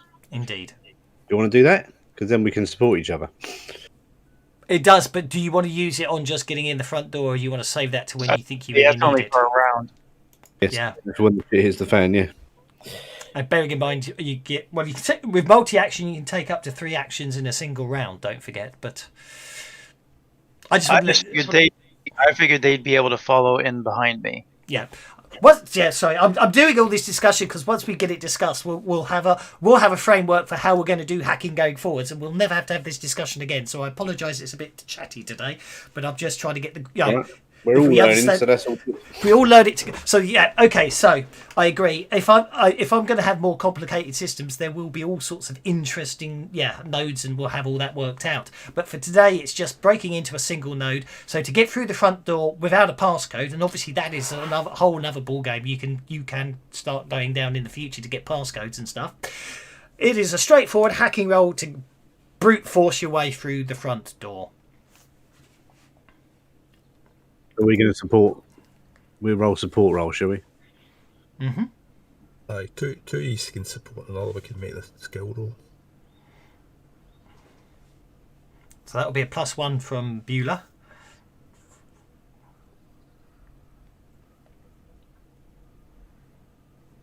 He doubled this round because of his card. No, he was just examining it. It's only good for one round, so. Okay, so that you get to make a hacking check at +2. The idea is you two have linked your cyberdex into Donahue, so Donahue's doing all the main stuff. You are just giving support rolls, if that makes sense.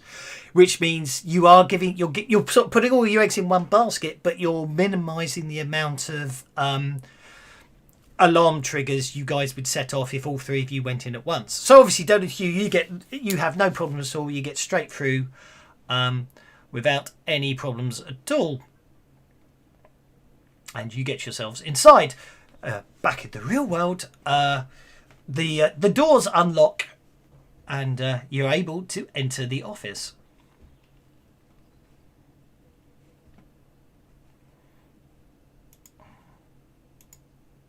I won't do it today, but for the hacking rules, you get an alarm point for every action you take. I know. So it's the minimum number of actions you need to take. I know. Oh, believe me, I know all that bit. That's why I was asking. Discovers. That's why I was asking if all three of them were going in, because 2 people assisting 1 person hacking. That's only 1 alarm point. The 3 of you successfully getting in, that's 3 alarm points. You don't know how many alarm points it is before the system activates. Remember, there's no spoon. There is no spoon. That's all down to me. Which is interesting because I have to be honest, the alarm point is the most basically. There's one paragraph saying they have alarms, and here's one example, and it's really up to you to do the rest. So anyway, okay. So going inside, as you head inside the office, you see that there does appear to be a large number of desks. Some of the screens appear to be on with screensavers. Some of the screens appear to be off. You gather that's where the I forgot what they're called. Wage slaves. Security.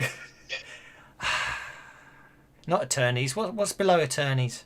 What are the interns? Higher than interns. Secretaries.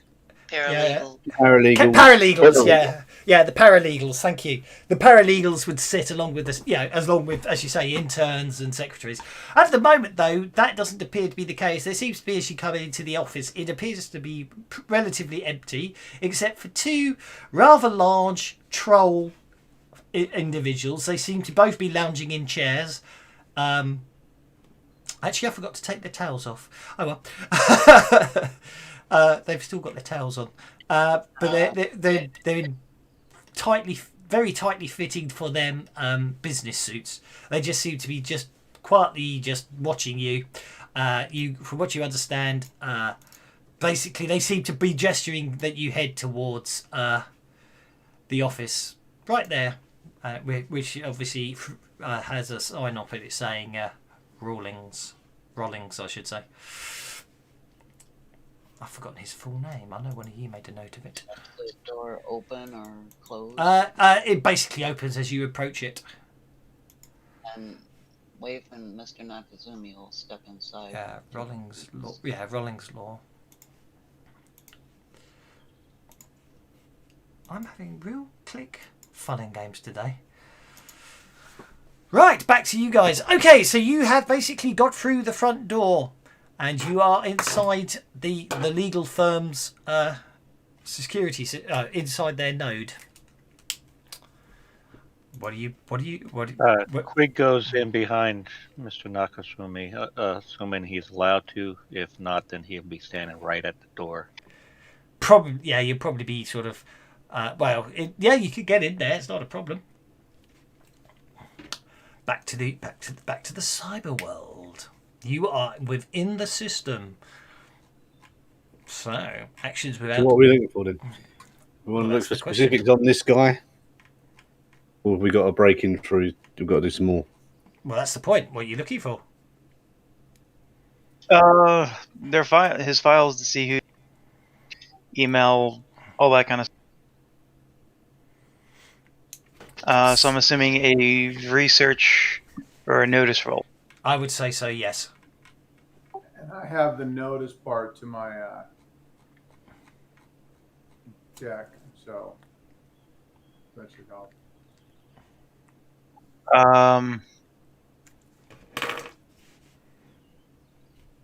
I guess I would let you roll your hacking instead of notice to support. Theoretically speaking, it should, yes. So that gives you +1. So you get a +1 there. Yep. That looks like a +2. Yep. That looks like a +2 to me. Did you give it a notice utility then? Oh no, I didn't. Sorry, I haven't got a notice utility. You have to use research, but it's the same. Which is actually the same dice anyway, isn't it? You're hacking and research are both D8, aren't they? Yeah. Yeah. So it's still a +2. That's fine. Okay. So rolling research. It's research if you don't have the notice, isn't it? Basically. I don't have the notice utility, no. No, that's fine. So it'd be research.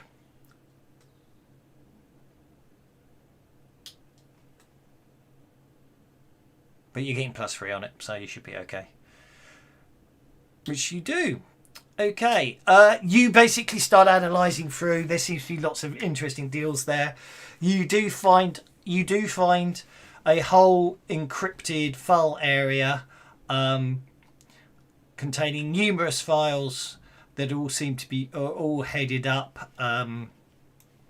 Basically, I forgot what I said. Yeah, basically labelled up, all with a file ID tag hotdog, which you assume is obviously the tag they're using for this area. So that will allow you to edit, copy, and erase data. So successful hacking against the system toughness will basically allow you to start copying the data. Then the only fun in games is how much storage you have, which actually would be a separate bit of kit, isn't it? You could, it depends where you want to store it. Did you get storage? Did you keep storage on your cyberware? I have a data jack. Yeah. So you literally, you plug the data jack into the cyber deck is what I'm trying to say, because you can plug it into yourself or into a cyber deck, obviously. So yeah, so you could start copying the data off, which would again be that's just a hacking roll against system toughness, which we already know is 6. Back in the real world, Mr. Rawlings greets everyone. He's a bit taken aback by the numbers arrive, and he's saying to you, well, yes. So I gathered that you wish to work out a legal transfer of ownership of a food establishment.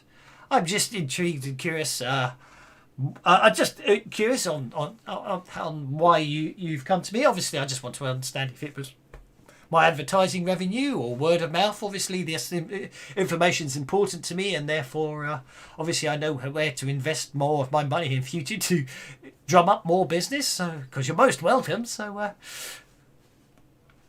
he looks expectantly at all of you.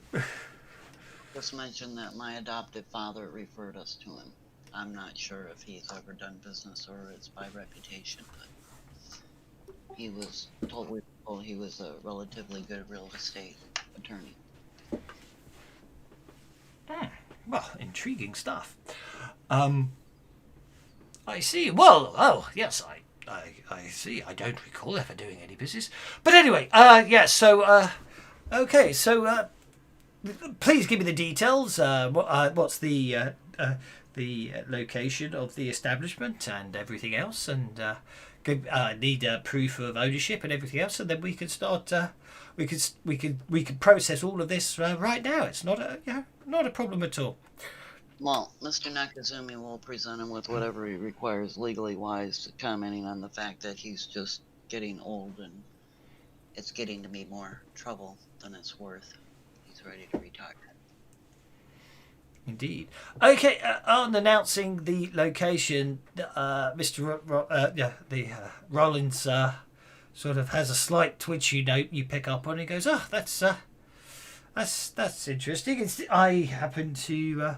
At this point, he sort of says, "This is not exactly what I would deem normal maneuvers, but I happen to be dealing with a number of transactions for a third party who is looking to buy up food retail outlets in that area, and is prepared to pay you at 50% above the going rate." And to say, I'm not trying to muscle. He looks over at you, Wafer. He says, "I'm not trying to muscle you out of this deal after all.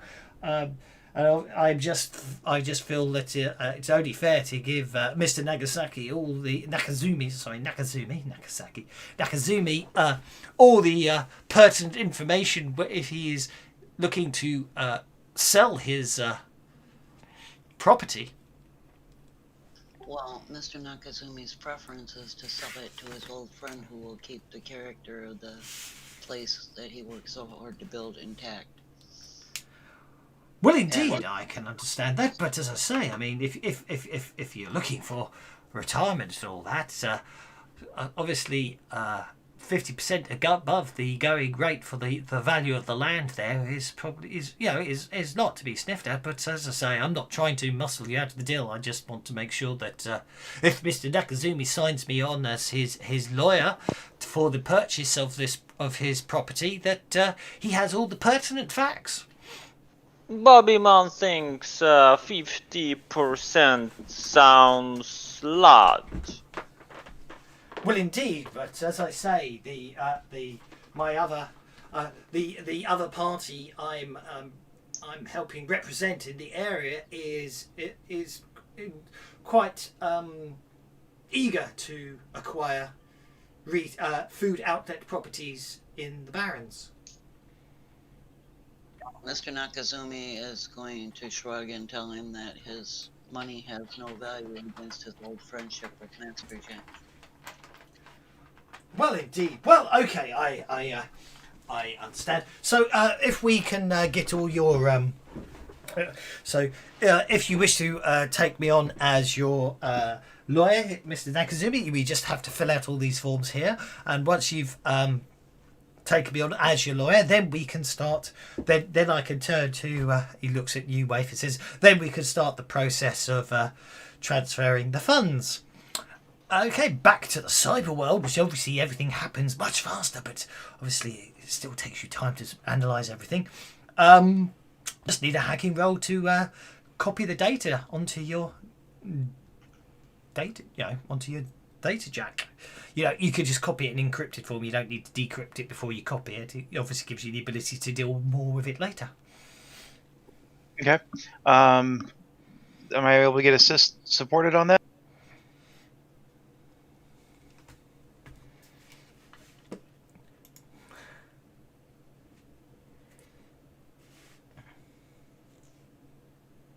That's a support roll. That's a +2. Okay, and I'm sorry, and it's okay. the hacking roll. Yeah. You got me reading the book now at the same time, right? Yeah, we will have a discussion offline, and we'll thrash out some coherent rules. Well, I mean, that's part of what we're doing, right? Is we're Yes. trying something new, and we just sort of have to kind of go through this sometimes. Exactly.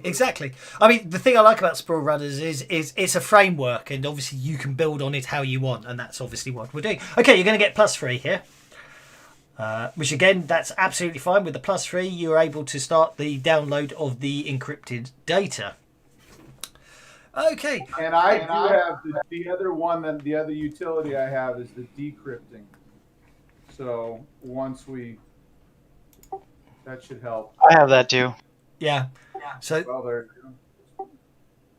break the encryption of Scramble, yeah. So basically, I'd say you don't necessarily have to do that while logged in my opinion. If you copy the encrypted data down, you should, you can spend time decrypting it. Yeah, exactly. So it's only if you actually need to basically work out what data you need. The only time you need to be online and decrypt it is obviously when you need to, when there's too much data for you to download, and obviously you need to find exactly what's going on. And or you just want to change something and not actually take it. Exactly, even better. Yes, I couldn't agree more. So, Mr. Nakazumi basically finishes all the legal forms and documentation as required. And I'm going to interrupt here because Waif is going to start a little bit of a whisper conversation with Mr. Nakazumi, telling him maybe he should at least hear this other guy's offer, maybe negotiate a way to keep the ramen place intact instead of having it just changed into something else, etc. Because that's a lot of money to pass up, and he's a friend of the family as well as. Exactly. So yes. I would naturally be looking out for him, although he's probably a grumpy old man just like Master J. Well, at this point again, Roland seems to be quite intrigued. He goes, well, as I say, I can certainly act on the third parties, but I can act as your lawyer. I can act on the intermediary's third party's behalf. Obviously, it'd be a conflict of interest, quite unethical for me to be a lawyer for both parties. But as I say, I'm obviously due to my location here. I'm facilitating for the third party, and yes, I will give me so I'll quite happily get some more information for you, and I can contact them now if you're interested, Mr. Nakazumi. Knowing that they're out there hacking, Waif is going to go, Mr. Nakazumi, you should at least hear them all. Right. Well, okay. Back in the virtual world, all the hacking's almost the downloading of the data's pretty much there. You basically, you've got the data, and all you need to do is get out when. Do we want to get out, or do we want to see what he does after? Yeah, we want to signal them that he's going to make a phone call to his other party and to see if they can follow that phone call. Okay, that sounds like okay, that's going to be manipulate a device port, I would say. So you basically you get a text through. So I'm going to say that we'll treat that as a manipulate a device port. So that's a hacking roll against the system's toughness. That will allow you to modify the code so that any data that's transmitted will also be outputted to your console as well as the third party, along with with a locator packet. Okay. So go for it. That's a +1.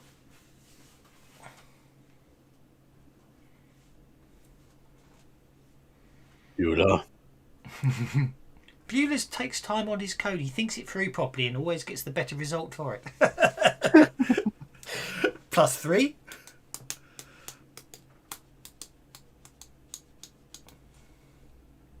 Support is for one action or for me for the next round? I forget. For your next trait roll, which will be your hacking roll now, as it were, for the manipulating the device ports. You got a +3. Okay. To try to trace this call that he's going to make out to his other. Exactly. Yeah. He's going to make it while we're sitting right here. Indeed, he seems to be.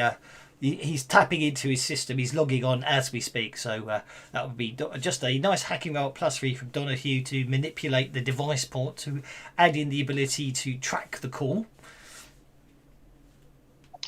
I think I'm going to do a multi. Just a minute. I think he's having a coughing fit, poor chap. A multi-action, you'll get the +3 on the first action of the multi-action.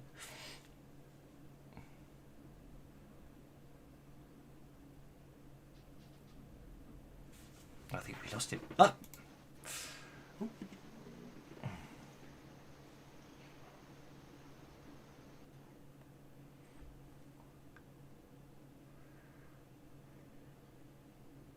Okay. Sorry, I needed a drink. That's okay. I think I'm going to do multi-action and load stealth while I track and trace his call and such. Go for it. I've got stealth on mine already. I am rolling, and I do have the stealth thing, so I'll be using hacking for that. Okay. So basically, you get +3 on your first roll, which will probably be your stealth roll then, and then you'll, so it'll be, well, if you think about it, it'll be a +1 -2 on your 2 rolls. If you think about it. Well, does the support actually support him swapping out his programs, or does it just I've already support got the the hack stealth attempt? thing on mine already. Does it count if it's running on mine already? Well, I see what you're saying. The support roll for that one, no, I think you get a bonus on the one you want to use it on. So the problem is you can't. Well, I'm saying you can't use yours. You can't use your. I'm getting confused. I am getting confused. What were you trying to do? So I was reading someone's peppering tons of actual bloody interesting questions about material or materiel in bloody chat, and I was reading that instead of listening to you. I'm going to ignore chat for the rest of the day. Sorry, what was that? Okay. Yeah, that was for later on. Yeah, essentially what I'm doing is the hide from ice persona thing while I'm tracking the thing. So yeah, both of that looks like both of them supported me for. Oh no, wait! I see he rolled twice. He did, yeah. So what I'm trying to say is, if you want to multi-action, so basically, if you want to multi-action because obviously time's against you because he's logging onto the system, then technically speaking, you'll get a +3 bonus on your hide from ice or persona. Okay. And then no modifiers on the other one, but obviously the reason. So yeah, exactly, multi-action +3. So yeah, that is not going to beat the. That's not going to beat the system toughness. That you need a 6. I shouldn't tell you that, but I'm not sure. Actually, it's an interesting. I know. That's another thing we'll have to think about later. Should you know the system toughness? One more Benny. I mean, at the end of the day, if it doesn't work, the system will know you. If you drag the Benny onto the hacking roll, it'll re-roll it automatically. Yeah, but if you don't want to, you don't have to. But I agree. No, just in case it doesn't know. There we go. That's better. That's better. Okay, so you sneak past the ice and from other personas, you succeed on the hacking roll. So that's absolutely fine. So you, whatever you're. Basically, what I'm going to say, that's manipulating the logs and everything else as well. So now I try to hack. Now I try to track hacking as well. Agreed. Nice. Oh. You made it. All right. Okay, you turn on the hacking, so that's all very good.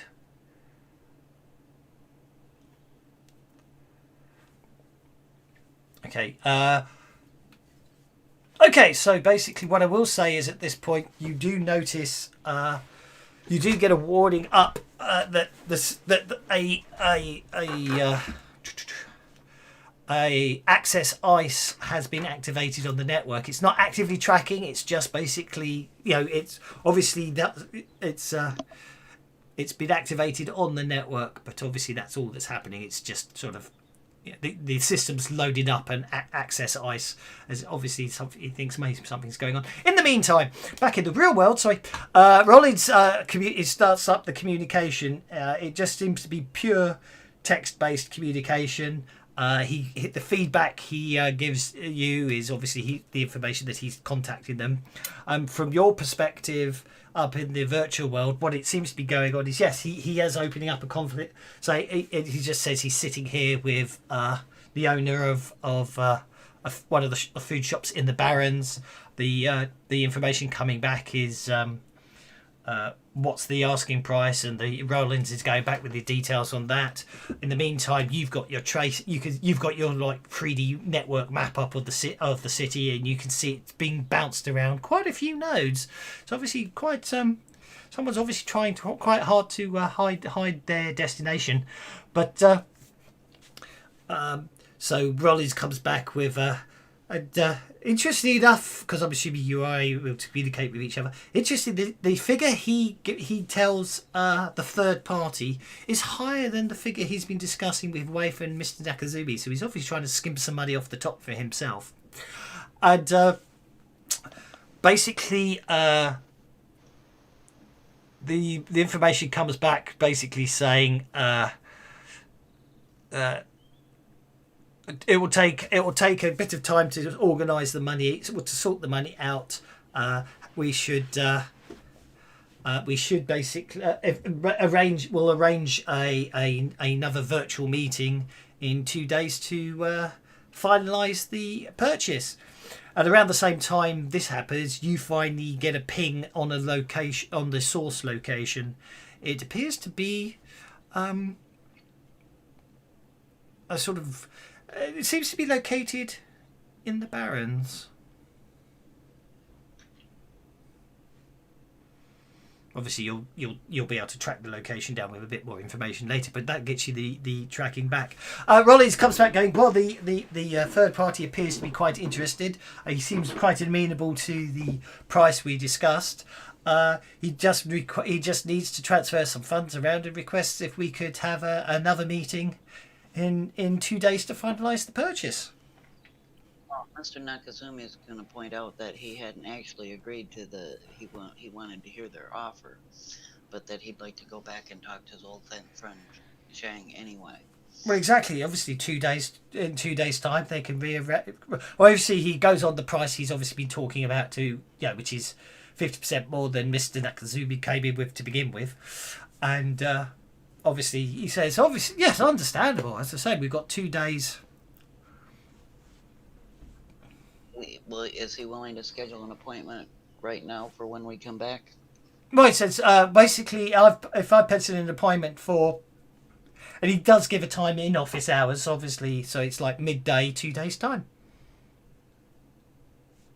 We will thank him for his time and his offer. We'll meet. He says we'll have a virtual conference so you can talk face to face with the buyers, indicating the conference room behind him. With that, we'll thank him for his time and tell him that we're going to go discuss this, and if Mr. Nakazumi will let him know his decision before the meeting. Okay. Can I have notice checks from Beulah, Donahue, and Aki, please? This is cyber notice, as it were, rather than real life notice. I will ignore the multi-action, don't worry. Should it be a normal notice roll or another roll then? No, as in notice, as in you notice something. But I'm saying it's not like what I'm saying is if you notice something while analysing the logs, because I'm assuming this is movie land hacking where there's lots of text going by and strange 3D symbols, shapes that mean absolutely nothing in the real world, but always seem to take place in hacking movies. Like Tron mixed with the Matrix and a bit of a... Exactly. Motorbike just went zooming past. What the fuck? Basically, what you've just detected is the Metcon network, not the system you're on, because it's a separate network, but obviously because you're routed through it, the Metcon system network has just released black ices. This doesn't appear to be anything related to you. It looks like something else is going down. Can we see what it's doing? Well, what you do notice is that it appears to have released black ices, and the Metcon network seems to be shutting down all access points. It looks like they're taking down the whole network. Time to get out, I think. We get the rest of them lot to leave then, shall we? Have you scheduled a new appointment and have you got getting back to the van? Yep, that's what we would have done. We'll stay hacked into the system as long as we can before the ice comes. At which point you hear gunfire from outside.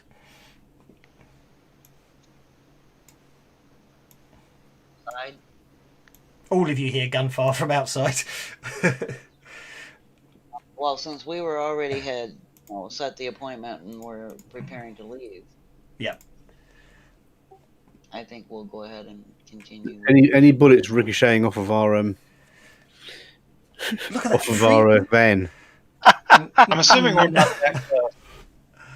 Look at that, 3 jokers in a row, which is unfortunate because I don't need a penny for that. So that's Rawlings doesn't need to be on the tracker; he can go on hold. Rawlings suddenly dives under his desk. It's like, oh no, not again! He dives under his desk. Is it more Earth Eco Terrorists? Apparently, it looks like it's all kicking off outside. Another Earth eco terrorist. Here they go again. They're a backdoor. Apparently not. We can flank them. Well, but it's not our fight. We came here to do business, and unless Mr.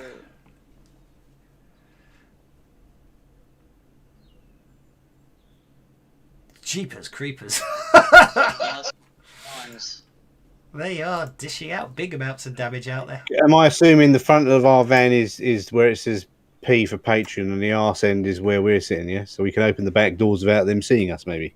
Yeah, I think you should be able to do that without any problems, yep. That's what we're going to do then. That's what I'm going to do. Do we have an advantage of gaining the favor of Mr. Rollins? Might do, isn't it? They've just killed all 3 security guards outside or put them out. They're incapacitated. Indeed. We've got some grenades. Merlin's got a grenade on him, hasn't he? No, not anymore. Oh, actually, no, I take it back. I do have 1 left. Yeah, I've got a grenade on there.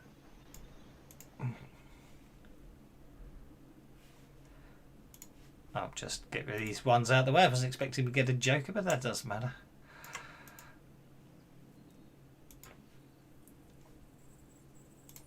What's a street mage on the map? What's a street mage? What do you mean, what's a street mage? A street mage is a street mage. That brings us to Beulah! It's a mage that's not directly associated with any corporation. Yes. Ah, see? I don't know these things. All right. Well, Beulah gets out of the van, I guess. We can't leave people here. So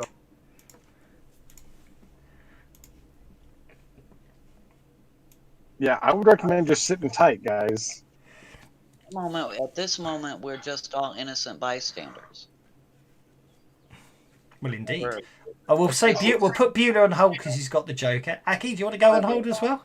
Our knowledge of eco-terrorists tells us they. I'm going to get out of the. I'm going to come out of the van at the back of the van. Yep.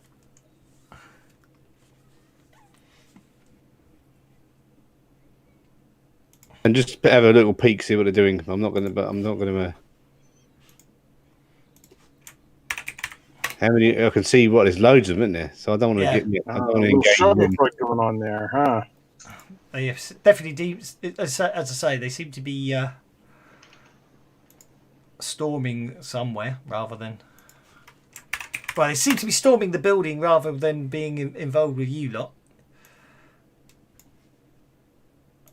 Yeah, so I'm just gonna. Yeah, I think I'm gonna do nothing but step out the van. Really, I don't know if that counts as an action, but yeah.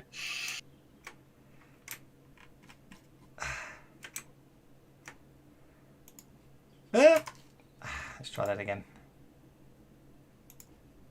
There you go. Oh well, the van's now parked at a funny angle, but there's your. Let's undo that. There's your van. Are you happy now? Thanks very much. Okay, Mr. Nakazumi basically dives under the desk. The last security guard comes running round the corner through the security thing, which sets it off, and he opens fire with his rapid fire Hashiman 9mm, hitting once, twice, in fact.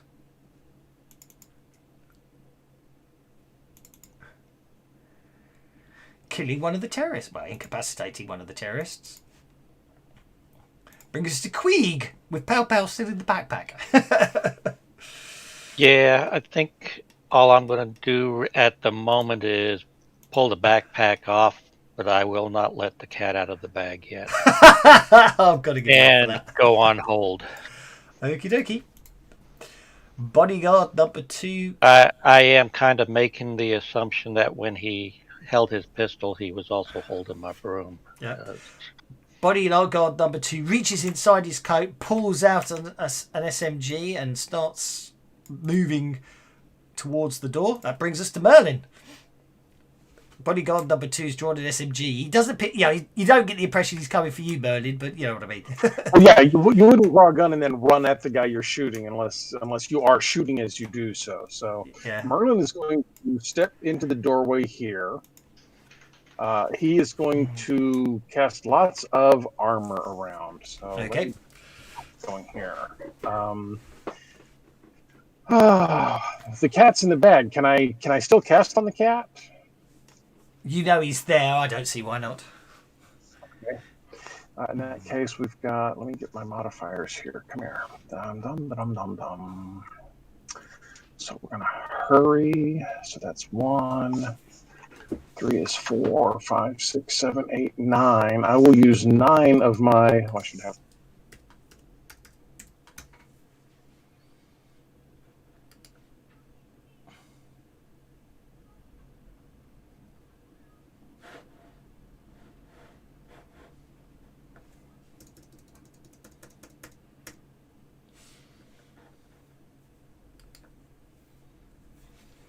I don't know how well this will work. I'll give it a try.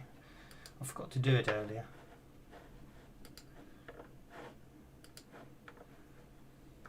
Give it a try.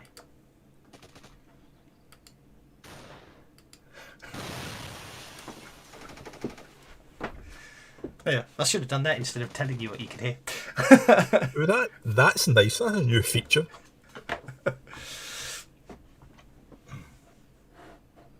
But yeah.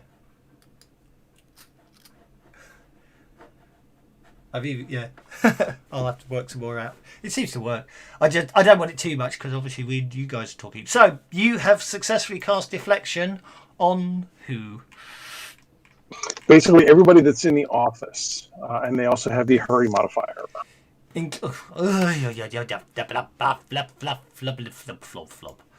Right, I'm going to start making custom effects, I think, because you like that. You like the hurry modifier. Oh, I do. The hurry, the hinder, the glow, the shroud, all of those. Okay, so I'm going to make a new one and we'll call this Merlin's shield. Merlin's shield. So that is at attack -2, because I can always change him afterwards, can't I? And then pace +2.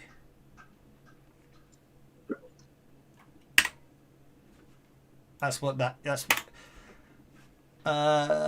Did you do any others? No, that's it for this one. Okay, so let's put an underscore on that one. So I've created a custom one. I think that should show up in other people's. So you're going to you casting that on. I take it. Are you only casting it on yeah. Yeah, no, I'm not casting it on Rollins. Just our group in the office. Okay, so that would be Mr. Nakazumi, Queeg, Pow Pow, Waif, and yourself. There we go. Yes. Wonderful stuff. Okay. And then I will finish my move by moving back over this direction a little bit. Sounds like it's time to get out of here, guys. Let's go. Okay.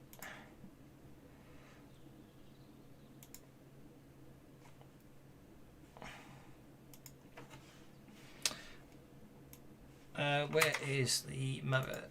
Where is he? I've lost him. There he is. He's quite augmented, this chap.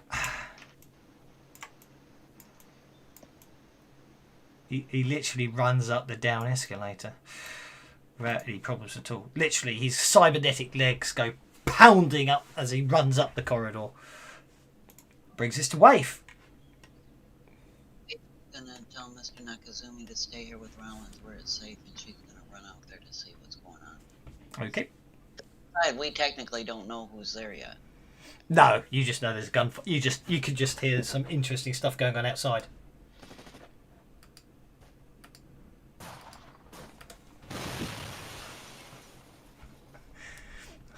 That sort of a thing. It's at the door, and I can see the guy coming. Yep. And since I did run the run thing, it'll automatically factor in. I'm going to. I recognize the eco-terrorist. I'm going to center myself and I'm shooting. It does seem to be just one of these unfortunate things of you happen to be in the wrong place at the wrong time. But you shoot him anyway with an Arasaki 9mm pistol, and you shake him. That would be my turn. Okie dokie. The other body. The other body. Did I move the wrong bodyguard the first time? I did. Well, the other bodyguard will now move in the place of this one, and he will run. He will literally get to the door, and that's all he'll do. That gets us to Donahue in the van. Okay, now there is, if I understand correctly, I am in Roland's Law Firm's node, Yes. and I need to exit into the building's general node before I can exit cyberspace. You can just jack out, can't you? Oh, I can? You can jack out without suffering jump shock. You don't have to roll, but it takes an action. You may jack out without caring about jump shock as a free action, but you need to succeed on a vigor roll at -2 or 1 dump. So basically, you can literally, all you do is literally just disconnect. You won't have tidied up the fact you've been in there or anything else. But if you want to, as it were, but you did successfully do the hide from ice earlier on, which to my mind was you making sure that you were covering the log, the logging anyway. So you can literally, as an action, just jack out. Okay, so I don't need to cover up the fact I've been in here. Well, it's up to you. I'm going to try and do it clear. Yeah. I'll try and cover up that I've been here. Okay. Yeah, do that, because we'll cover the van while you're doing that. Yeah. Yeah, in that case, yeah, so I will say that will be... We'll treat that as another hide from persona, because that's... well, that's actually not... No, you'd be modifying the node, wouldn't you? You'd be, modifying the device port. So you'd literally going back into the log files to make sure there's nothing in there, which is a straightforward hacking attempt against the system toughness.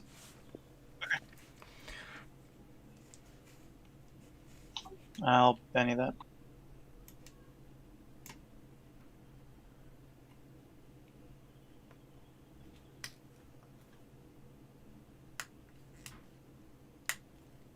Oh, Bueller just dropped.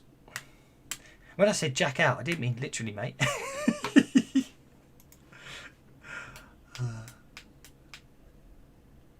I guess I am not going to do a very good job of clearing out my... No problem at all. You rolled a 4, that should be an okay job.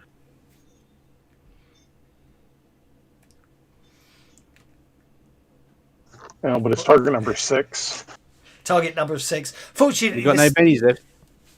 We spent a couple. So anyway, basically, at the same time though, the on system ice doesn't notice anything, but that's fine. That brings us to Babyman. Oh, who I forgot to put Merlin's shield on. Hang on a second. I need to go back up to Merlin on Merlin's shield. Beard. That should not be. I forgot to put a modifier on that. So let's just. Oh, bugger. Right, go back down to Babyman. It's okay. I'll work something out on the.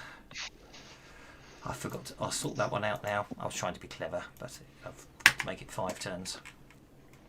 Babyman thanks you for your chair. Gets up and goes around there.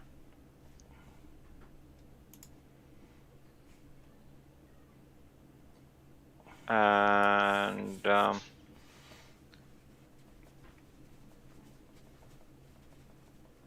So how does Merlin look like? You said that he should have some kind of spell, so he casts a spell. He casts a spell on you, and I forgot to give it to you. So there you are. It's on you, and it's on Merlin.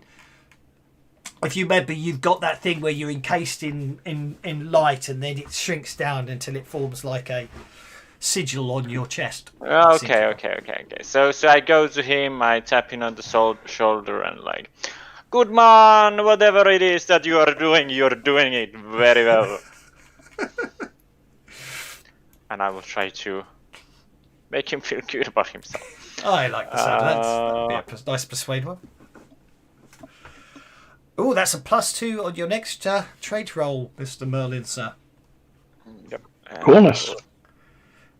As Babby Man makes you feel good about yourself for all intents and purposes. Ruling stays high on the ground. Mr. Nakazumi stays highly on the ground. Wave gets to go first. Oh, Queeg, sorry, you're on hold. Bewley, you're still on hold, weren't you, from last turn? Yeah, We'll I'm deal with you just guys waiting first. to find out what's happening. But Yeah. looking at the tracker, it didn't look like Wave had the Merlin shield on.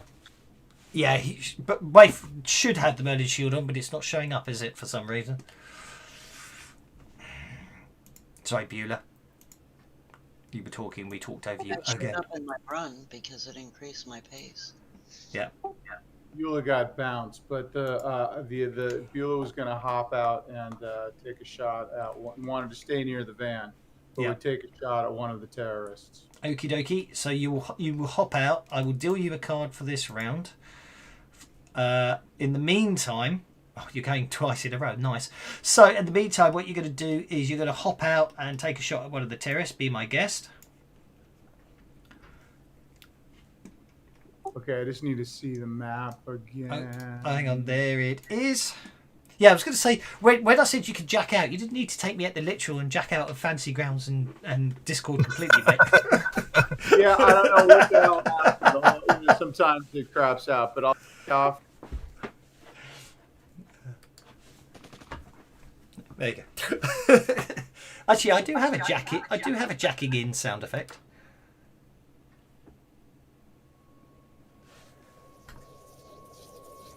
It's a bit ethereal, that one. Okay.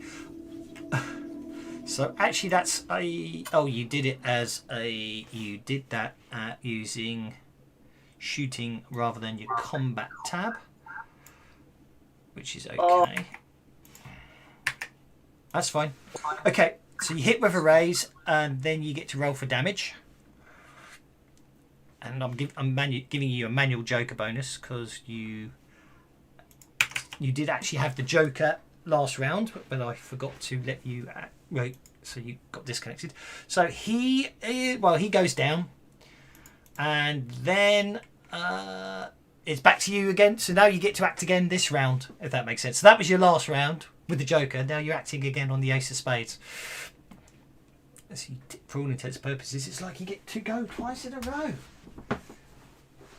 I'm looking at my thing. It's showing that I've got Pow's information because I've got domestic cat form. I'm pretty sure that's not me. Oh, I give up. I cannot do the dragon drops today. You've turned into a cat. Wait. Stray cat. I'm having all sorts of fun and games with dragon drops today. There we go. I'm going to add insult to injury and wonder if it's the right one. Everyone's disconnecting, reconnecting today. We're having all sorts of interesting issues. I just had a freeze. Locks up sometimes. Okay, you shoot a second one. Shaking him. That's a pistol shot. Oh, look, I could even give... if I've been paying attention, I could even done the nice sound effects for that as you opened fire. It's on a separate computer, so... Okay, you shake him, so it's a little more figgly. I did get it for the sound effects and background stuff, but actually, I think actually having it working in the background half the time would be more annoying than just having silence when you guys are trying to talk. But I'll now I know I've got it working, I'll try it later. Waif, with Merlin's shield. She's going to move over to the top of the escalator because I've got Okay. the extra pace this time. Yes, you do. To try to get an idea of what's going on down in the atrium, but she's still going to take another shot at the one that she already shook. Okie dokie.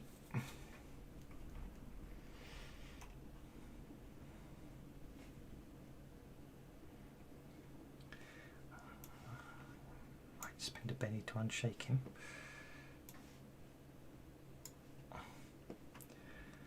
Oh, I'm going to Benny the damage. Okay. Oh, I spent the penny to unshake the wrong one. Idiot. Yeah, I rolled the exact same thing twice in a row. Okay, so I actually meant to unshake him. Oh wait, the first time wounded him. I didn't need to spend that penny. Well, you didn't, because I technically thought, right, you're shooting him. I'll spend a penny to unshake him, so by shooting him, you shake him again. So... I'm in a position to be able to look down. I'm presuming this is an atrium like down at the entryway. Yes. The escalators go up out of, so I can see down in there now. Yeah, as far as I'm concerned, you can, yeah. Okay, Street Mage comes charging out. Sees what's going on. He seems to recognise the guy you've been shooting at. And he basically... that'd be him. Oh, you can't multi-bolt anymore, can you? It's 3 actions to bolt now. He basically starts gesticulating, gesturing with his hands and muttering stuff, and this bolt of energy comes streaking out. But unfortunately, it phases out of existence before it reaches his target. Mr. Donahue, sir, you think you think you've done a fairly good job with the well, you've done the best you can with the logs, but you have a horrible feeling that if someone knows what they're doing, they may well be able to get back in. But unfortunately, it would appear that obviously the network ports are being shut down, but obviously this is external to where you are, if that makes sense. You think you need to get out now before you suffer jump shock if the network goes down with you jacked in. That's what I'm planning to do. I jack out.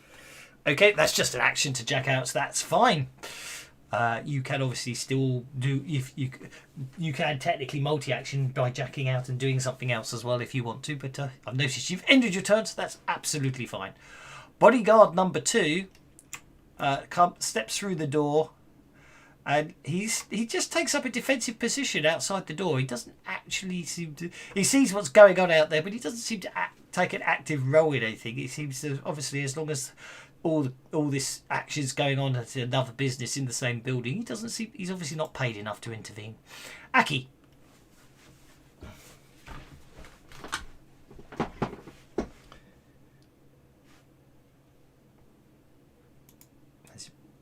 Sorry, have to run downstairs quickly. I'm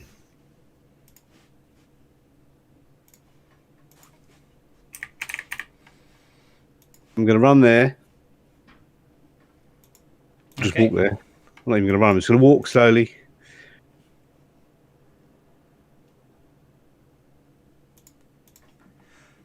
Yep. Yep. Accept your move. And then I'm going to shoot him with my gun. Shoot him with your gun. I'm going to shoot him with my gun. Yes.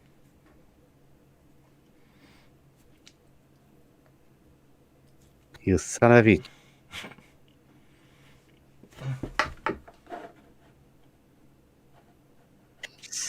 Crazy son of a bitch. Right, this time I'm going to get 2 double 6s. Okay, I'm not wasting any more bennies. Okay, I missed. Well, it was extreme range. Now I'm going to go start crying. Okay. Oh, Merlin. Merlin. With Merlin's shield on everyone. Merlin is going to... Wow, what is Merlin going to do? That's a good question. I'm not sure I want to... Yeah, Merlin is going to go ahead and dart out here to about there. Look at the smoke coming out of Waif's gun and say, why are we fighting these guys? And he will then cast magic weapon on her pistol and his bow. Okay, go for it. Magic. Wave will mutter something about making friends and influencing people.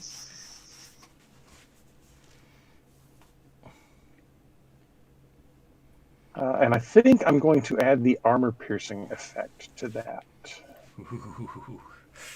Armor piercing magic weapons. 4. So 4 points.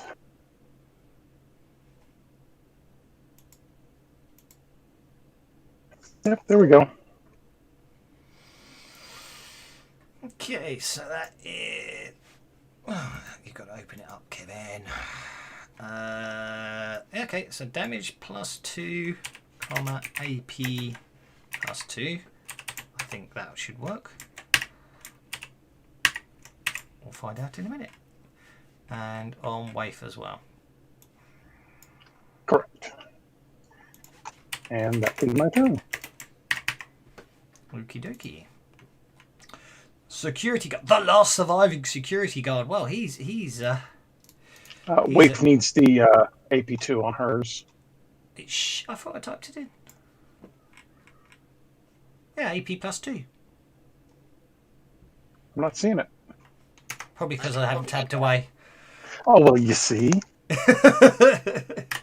I hadn't tabbed away. Okay, well, that security guard opens fire, spraying the whole area with bullets with no real effect.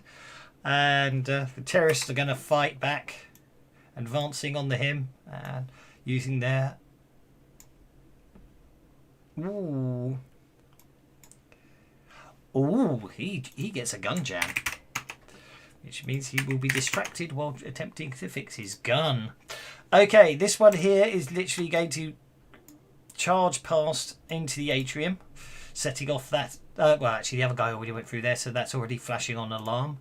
This guy is going to remain shaken, so I'm going to spend a Benny to unshake him, because I've got Bennies to use, and I can't see me using them in the other way today, and it's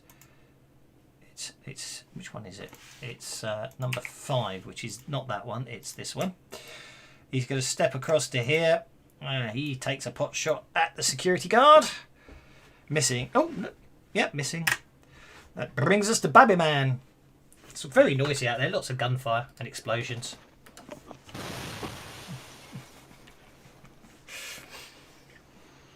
That's all the glass shattering from all the security doors.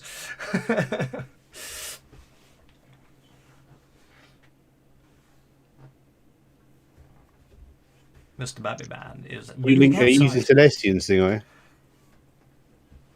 Sorry? What does the bodyguard look like? Like, what is he doing? He's standing there with an SMG. He doesn't appear to be doing much at the moment. It's very much a case of, I'm going to stop anyone making any moves on the office I'm paid to protect, but in all other circumstances, I'm just going to stand there and watch it. Nice. Magnificent with my incredibly shiny, polished, curled horns. Yeah, so roughly what I expected. Which means that Babylon will try to change that. Okay. Babylon will basically mechanically try to get him to actually join in and drive them away, these maniacs, by saying that Bobby Man sees a big man here.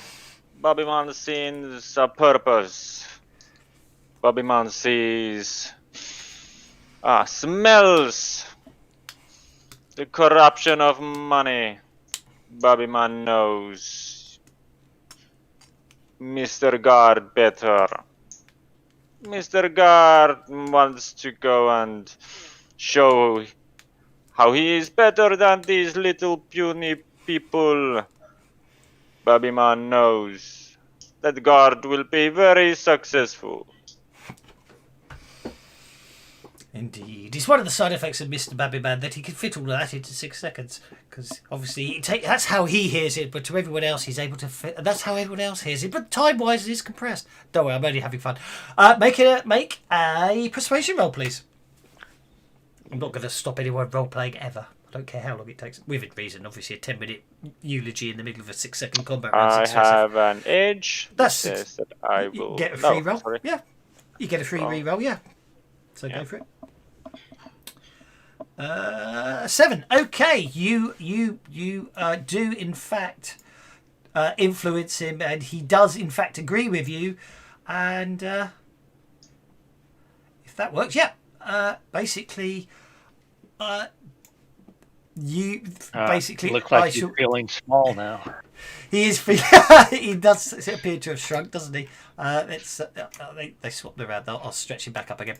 So I've just shared his character sheet with you. So on next round, because you've convinced him to help, I figured that you can control him. Okay. Meanwhile, the other one's just going to come outside and stand the other side of the door, looking all. He will obviously look a bit perplexed when the other one goes wandering off. Okay. The lead terrorist is shaken, so he's very. Like to do an interrupt. Be my guest. All I want to do when I see that last guard run past is step out the door and let Pow Pow out. Okie dokie. You step out the door and release Pow Pow. Actually, provide him with the opportunity to come out. If he doesn't want to, I understand. I haven't got a cat sound effect. I have to find one. Yeah, so Pow Pow will come out.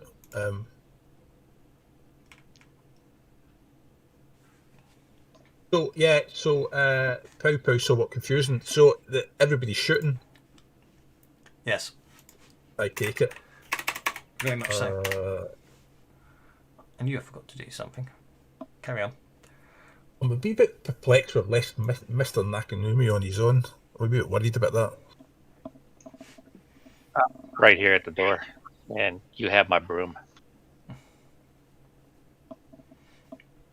Okay. Tell you what I'm going to do. I am actually going to go on hold. Okie dokie. Because I can't cast spells. Well, you are a pussycat at the moment, aren't you, after all? I'm a pretty cat, can't talk. Indeed. Right, this eco-terrorist is going to run again. I've lost him. He's heavily augmented, so off he goes. A bit slower this time.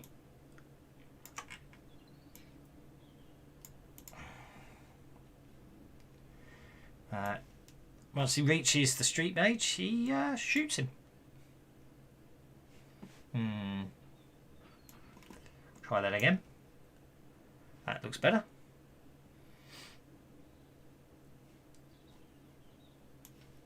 Street mage called Desire. With Marlon Brando. I'm afraid the street mage doesn't last very long once the eco-terrorist reaches him. He then basically appears to be reaching into his backpack and trying to obviously search for an interesting item. So who's on hold? Mr. Nakazumi would stay on hold. Pow Pow, do you wish to stay on hold? Yes, to the top. I'll go into the next round on hold. Okay, the next round begins with Benny's all round, it would appear, with Beulah going first with a joker. Again. Yeah, you are getting the jokers today, sir.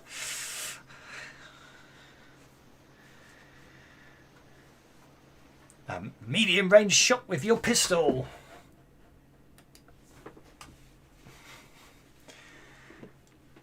Is that a wound?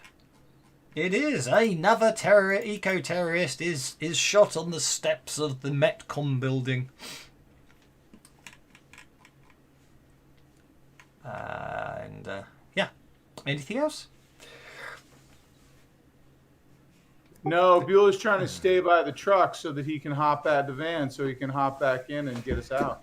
No problem at all. In that case, I'll let you end your turn because I'm still trying to learn not to do that. And that'll be the bodyguard,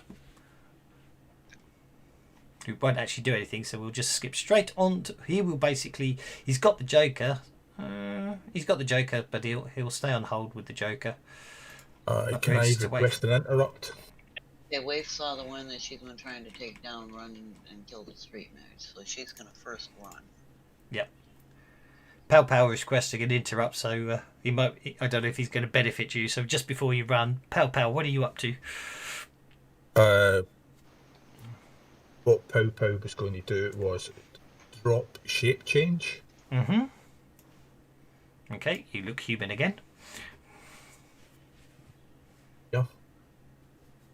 And then he's going to cast protection. Stacks with Merlin's spell on Babby Man, myself, Merlin.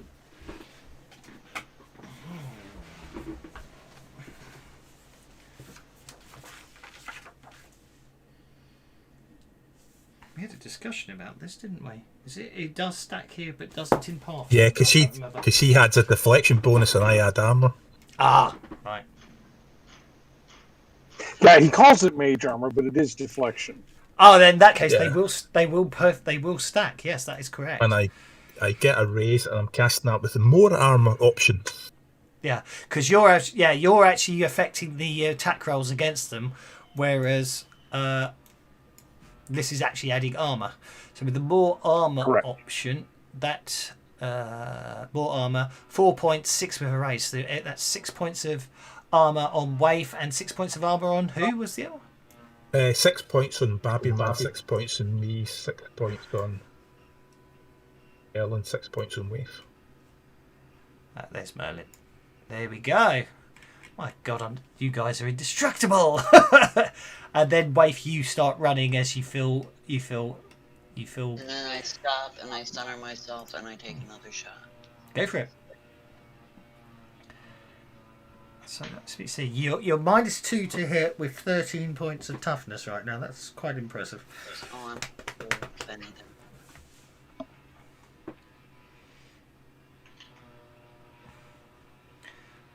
Although a decent AP and you'd be in trouble. That's a hit.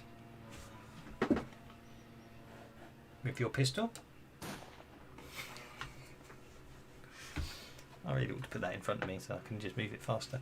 That's a wound. I need to get the Wilhelm scream at this rate, the amount of times you're putting him down. Okay, he takes a wound because I forgot to soak that. But that's all very well. It's his go. He is going to remain shaken, so I will spend one of his bennies to unshake. He is going to move inside this building here. And he's then basically going to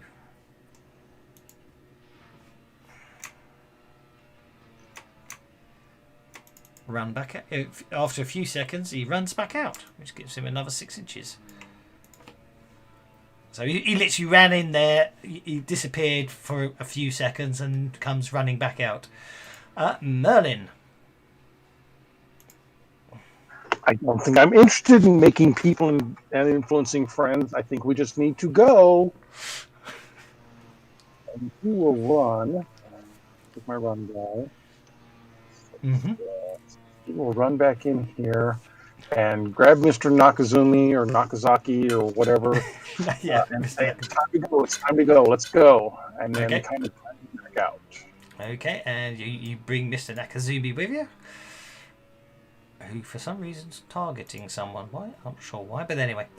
Yep, okay, you grab him and he agrees. He nods and thinks, yes, we go now. Okay, Mr. Babbyman and bodyguard number 2. Is this thing like a physical, some kind of object? It'll be holographic. Okay, so you see quite easily through. Yes, indeed, yeah.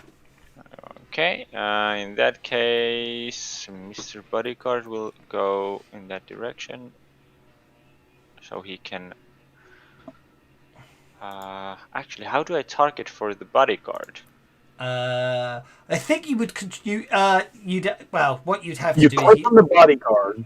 Yeah. You click on the bodyguard, so that's your selected token, and then you control click on your target. Okay. Yeah, of course. Yeah. Stupid question. And he will. Now I have no idea because there's like auto fire and multiple blah blah blah blah blah.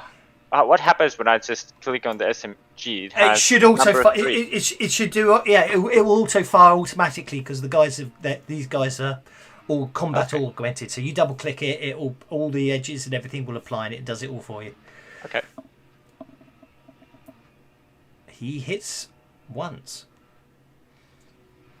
Okay, and then does it understand that as well? So I Yeah, will... just roll the damage. Yeah, just roll the damage. So you shake him. Okay. Okay. And Babyman will... Basically, he sees another guy there, again, still standing. Or again, standing. Like, he came out, but doesn't do anything. Okay. No. So this guy came out. Yeah, exactly. Yeah, exactly. And he's doing exactly the same thing, Yeah. so nothing. Okay, so Babyman will go to him. And talk to him. Basically, more or less the same stuff. That's what I figured. Make the persuasion roll. Don't ever not enjoy all your persuasion rolls. I mean, that you're Mr. Charismatic, so make the most of it. That's successful. Yeah, I know you get the second roll. That makes Bodyguard friendly towards you. Whoops, I just incapacitated him by mistake. Are you hinting something? That's not what Babyman does to his friends. Exactly. Right, now the bodyguard was actually on hold. So if I drag him down there, I just because I think it's fun to let you have the, as a benefit for actually talking him. As he shrinks down to size, he's now under your control as well. He's got the same stats as the other guy. So okay. So he has a turn this now. Yeah, he hasn't acted this turn, so you could act him right now. Okay. Are we now like higher than there? Can we see there? If you get to the edge, if you get down, yeah. Oh, it's yes. If you get to the edge, you can look down. Yes. Okay, then that's what he will start to do. He will start to go towards the edge. Yep, you can see down from there. And I would guess that he wants to target that dude. Okay, go for it. It'll be interesting to see if it keeps the Joker bonus or not. If it doesn't, I can manually add it back in. It didn't, so give me a second, because that becomes a 3, that becomes an 11, that becomes a 4. So you hit twice. So roll damage twice. Not that you need to after that first roll, my word. But if you want to roll damage twice for pure bragging rights of damage inflicted, feel free. I'm never going to stop players rolling dice. Okay, so after inflicting 5 wounds on that poor little terrorist, you basically eviscerate him with in a hail of gunfire. And down he goes. Well, the bodyguard, not you. Babyman is a peace-loving man. Exactly. Bodyguard opens fire on full auto.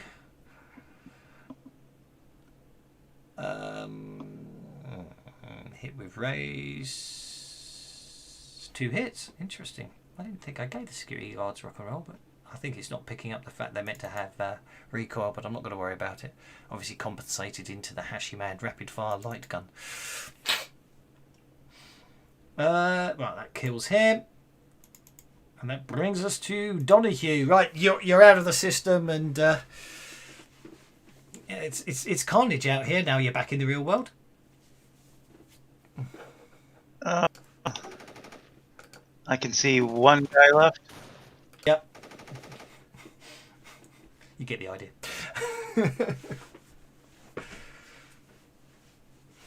I'll try to sneakily open a window. Yep. Or look out the window. And then hopefully have the drop on him when I shoot him. Yep, be my guest.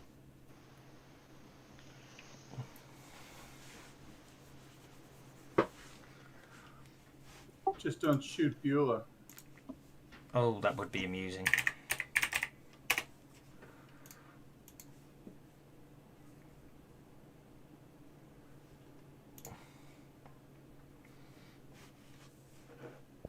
Okay, those effects didn't work then.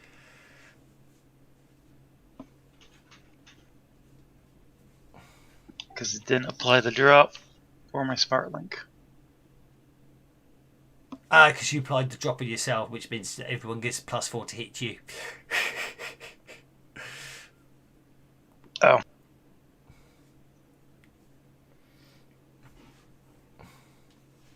No, that didn't work.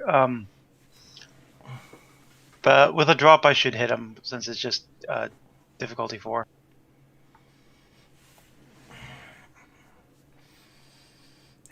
Would you get the drop on him? He's expected. Yeah, He did. I hadn't done anything at all. I wasn't, No, I'm not disagreeing with you. I'm just thinking out loud. Why didn't that? Yeah, I'm curious why that didn't give him +4. Oh yes, he did on the damage though. Yeah, I'm not complaining. I put it on myself, not on them.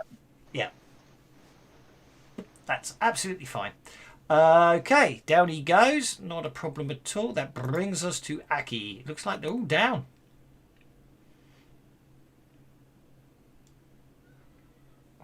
Well,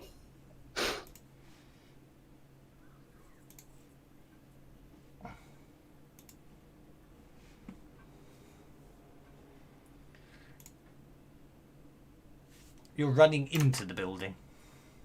running that way, yeah. Okay. My security guard, if he's all right. He looks a bit shaken up, and obviously looking at the bodies everywhere. And goes, "There's still one inside. I don't know what's going on."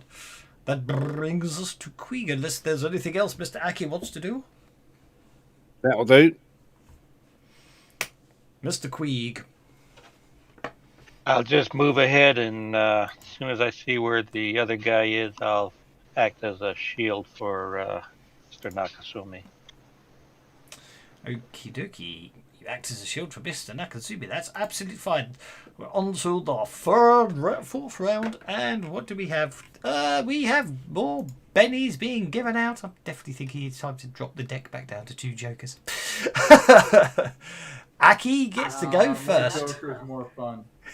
I'm only joking. I don't have a problem with that. Mr. Aki, you have the Joker. You get to go first. I will go on hold. Mm-hmm. Mr. Babyman. Babyman will continue. No, where did Bill? Okay, yeah. Babyman will continue and run, actually. So let's actually take that back. Mm-hmm. Massive run. I think Huge, he stopped to light up a joint. I'm intrigued. Why is your pace? Not in shield. Yeah, I'm just curious why his pace is 5, though. Are you encumbered? Oh. Yes, you are. That's fine. So Mr. Bodyguard will continue going closer. Having better visibility. Yep. Then shoots. No. Why isn't it working? Oh, there we go. Try now. Sorry. Also needs to be an active. I believe so. Try now. Yeah. Look at that. That's 1 hit.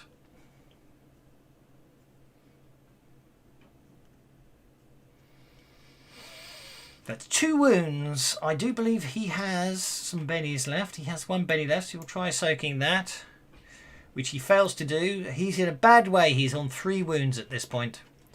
Can I have notice checks from Pow Pow, Queeg, and Waif as we see what the other bodyguard gets up to?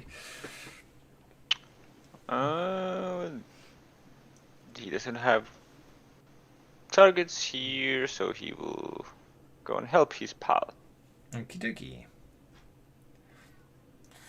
Queeg and Waif and Pow Pow, you notice that this eco-terrorist seems to be holding something in his hand when he came running back out of the building. He was holding a gun as he went charging in. Waif and Pow Pow with the razors, you notice he appears to be holding a dead man switch. Got a bomb. And then the security guard shoots him. Maybe. And that kills him. It drops him. The guy falls to the floor, and the dead man switch drops out of his hand. Nope. That one. Someone shoot the dead man switch before it can trigger the trigger. Hang on, let's get it right. I think you might be in luck, guys. Yep.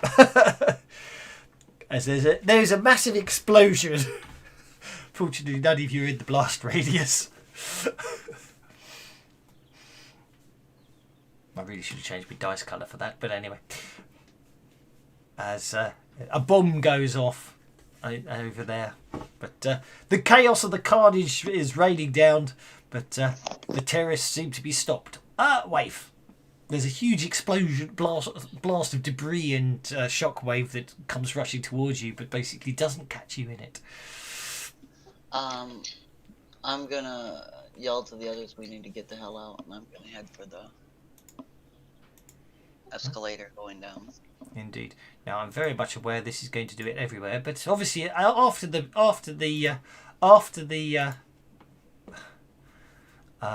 bomb goes off, the sprinkler system activates, which, as you can imagine, causes absolute chaos to any powered-on equipment. Including in the outside.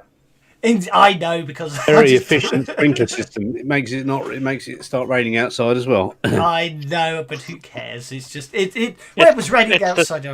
It's the part of the sprinkler system that was in the blast radius. It's all spraying into the air now. Exactly. Yeah. The blast snapped out Bobby Man's lighter. He shakes it up, gets it going again, just about to light his joints, and then the sprinklers go over. I love it. Now, you see, what I'd have to do then is I have to put on. I know the rain effect gives you lightning as well, so I don't blah blah blah blah blah blah blah. But there you go. You happy now, people? Mr. Donahue. Ooh.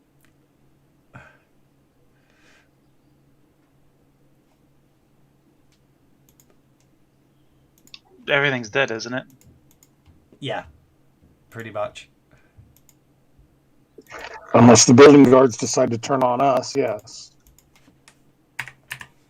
At best, I'll hold, I guess. That looks more like a sprinkler system. It's not as intense. No problem at all. That brings us to Pow Pow. You're getting wet. Oh no, I don't like it. I have to comb my hair. Exactly. What weird science combing your hair, or just normally combing your hair? He's a cat. I was combing my hair. Cats don't do bath time. Well, I'm still. I reckon we should run out of here, but I'm still a wee bit worried that some people are going to get caught with a stray bullet on the way out. So I'm going to cast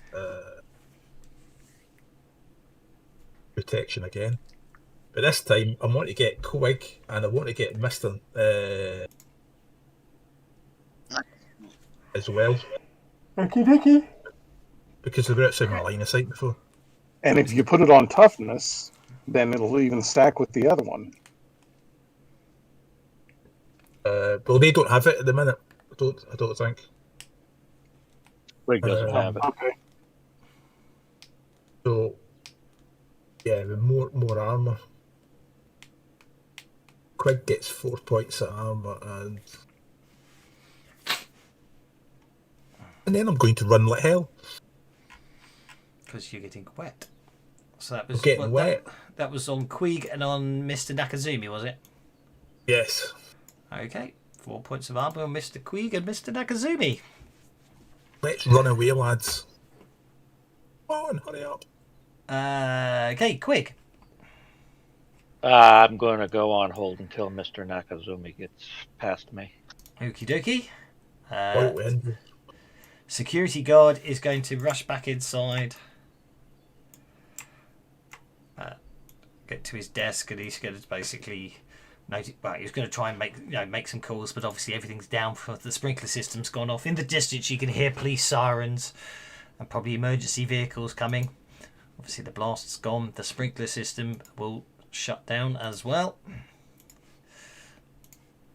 But everything's wet, and that brings us to Merlin. Who will, unless Nakazumi fights him, will go ahead and... Well, I need to run again. 9. Okay, that'll work. We'll run to there and bring Mr. Nakazumi with him. Yep. No problem at all. Mr. Nakazumi comes with you. Which means we get down to Mr. Bula.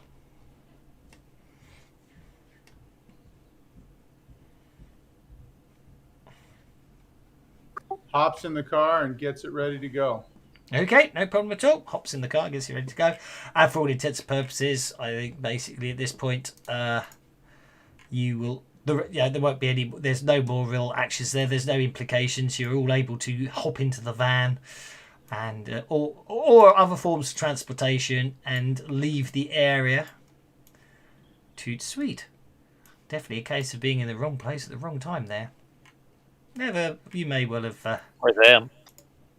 Yeah. Well, but a bit of both, really, wasn't it? Yeah. But, yes, it seems that you had an eventful night out at Metcom Tower. You're not entirely sure the politics that was going on there, but maybe more will come out later. Okay, where do you wish to head? Back to the ramen shop. Find out what the guys who did the hacking, if they picked up anything that we didn't. Fill them in on what we've got. Okie dokie. Let's try Just that. for a quick, we got to go to that. We want to go to that other location, don't we? But I suppose we've got to give a debriefing first. Right, there we go. and brought Mr. Nakazumi on. He doesn't stay with us. I don't know. No. He was with us this time because he's the owner, and to make it legit. Tokens should be unlocked, so you should be able to move freely. It would be nice if there was like a marching order, so you didn't have to drag everyone in a line all the time. You know what I mean? You could have different, like, you could, when you drag all the tokens on, you could drop them in a different shape than a diagonal line. But anyway, in the meantime, we could have some heavy rain in the background. I think that is what the order tab of the party sheet is for.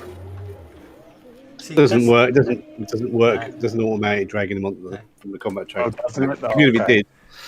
It would be cool if it did. But anyway, I think as we've decided, there we go. It's raining. It's meant to, it's always raining, isn't it? We've seen Blade Runner. It's always raining. Everyone's walking by with those really cool umbrellas that were also torches. Okay.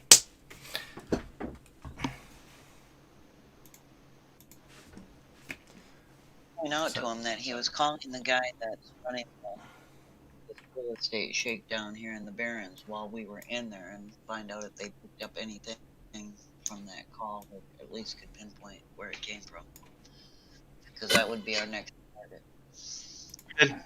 We should but probably give me us the evening to decrypt the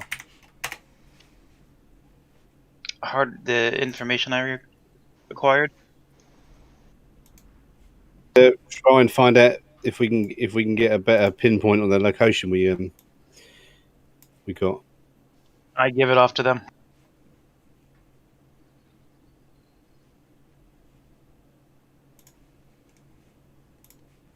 I give them where I tracked that message. Okay. Yep. Basically what it tracks down to is it seems to lead you to an area of the Barrens that a gang known as I've lost me. Where is it? A gang known as the Denim Eagle clan's area. An interesting bunch. They call themselves the Denim Eagles because they wear denim jackets with eagle patch, with eagles patched on the back of them, and they Look, just me just come up with that idea for a gang name. no, right, rolled it up on a gang generator. Oh, there's a gang generator. He's got all of it. What's going on? And I do believe you did your common knowledge on those before. You did find some information that there was some rumours going around that you found that they were linked in some way to this, and there was a guy who goes by the name of Swinging Gatslinger as their leader. But there are rumours and stories of fractions within the Denim Eagles. I gather there's sort of some splinter group that thinks they would look better in leather than denim, but obviously that's a separate issue. But but it would appear that the information you got along those lines may be right, because that does seem to be where the message ended up.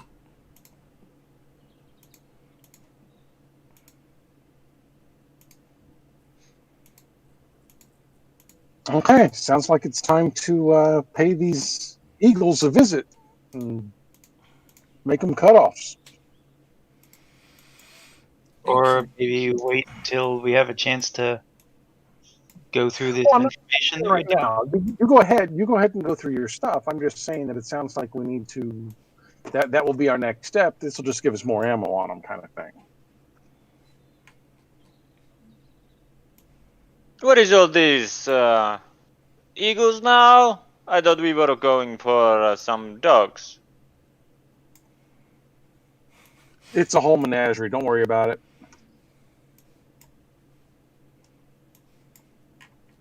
Are they still in this? What is it called?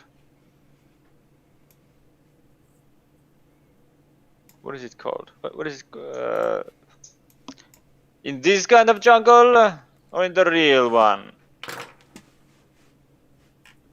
Ooh, that's an interesting. Well, I think in the real one, rather than that virtual jungle that they keep running off to in the past.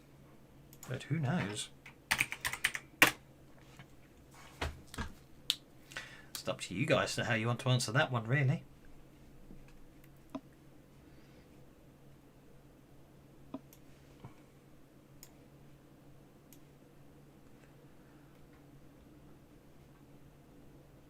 So, what's your plans? Well, since the gang is in the Barrens, we can go and confront the gang directly. Still doesn't tell us who the top guy is.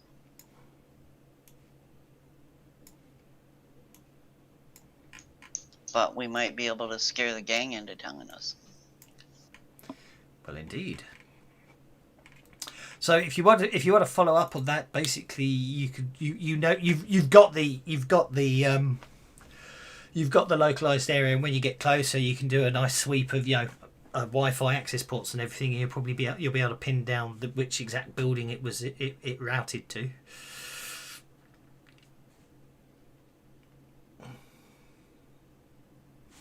Or you can decrypt the data. It's your call which way you want to go.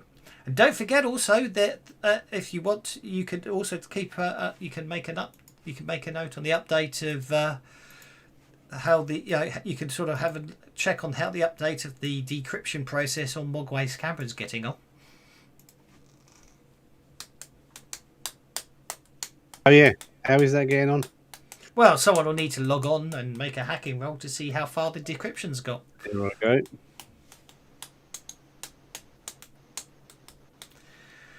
It looks like it's got. It looks like it's progressing nicely. It's at about 65%. As I say, it's really good decryption. Obviously, without having, I mean, the fact you had to route it through, the funny trick was routing it through a couple of supercomputers without the corporations noticing it, which is obviously affecting the decryption times. But it's getting there. A couple more days, you'll probably finally be able to crack your way through the camera. But so you've got it's at 65% or thereabouts.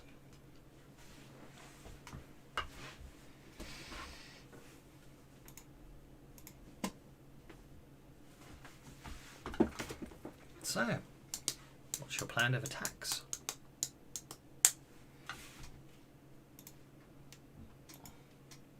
Well, I reckon Well, I guess we'll out that we- place, haven't we? Well, I guess we're going to wait for the decryption to be done, and then we'll go from there.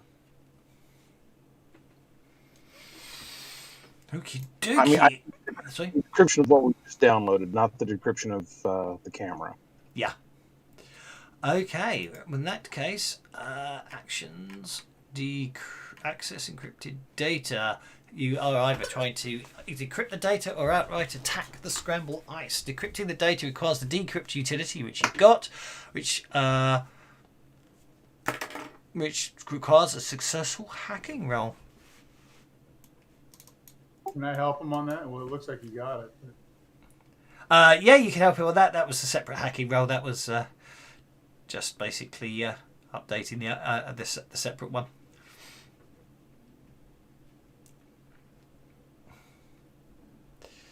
That's a +2 because it's on Donahue's data jack. So obviously, yeah, you hand over some handy decryption algorithms you've written in the past, Beulah, that Donahue can manipulate and use to help him crack the code, and see what Donahue gets on his hacking roll to see.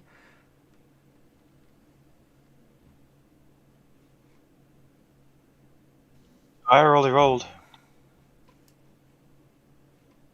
Oh, I didn't see it up there. Sorry, I didn't see you hacking up there. I apologise. You did indeed, and you even did the 2d4 as well. So a success with +2 makes it an 8. So that's a raise. Every raise lowers it. So it's going to it takes about 30 seconds for the decryption to run through, and you basically what you find here is a complete list of, a complete list breakdown of all the properties. In this area, the Barrens, that's food outlets. They complete breakdown on each of them. And also marks them up in various stages of advancement, as it were. So it would appear that there seems to be multiple categories. One category is basically the straightforward one, which is sold, which appears to indicate that a business transaction has gone through. There seems to be another category where it's basically, and you notice that the 64th Street is classified in this category because it was obviously being updated at the same time you're getting the data down as under negotiation. Then you find there's a third category which is basically not yet approached, and a fourth category which is a very strange code. It just seems to have a code of X next to it. You're not entirely sure what that one means. X, just the letter X. There's addresses connected to those ones, though? There are addresses connected to all of them, yes. I'll Find out what's going on with the X. I was going to say, yes. It's got a bunch of addresses that we should probably take a look at. At least a couple of them first. I'll look for the nearest one. Most of it would appear that if you look at as you look at the sort of process, most of them seem to be on the edge of the Barrens, and you can see a timeline. It seems to be moving in. So the closest one to you had a date stamp of X put on it.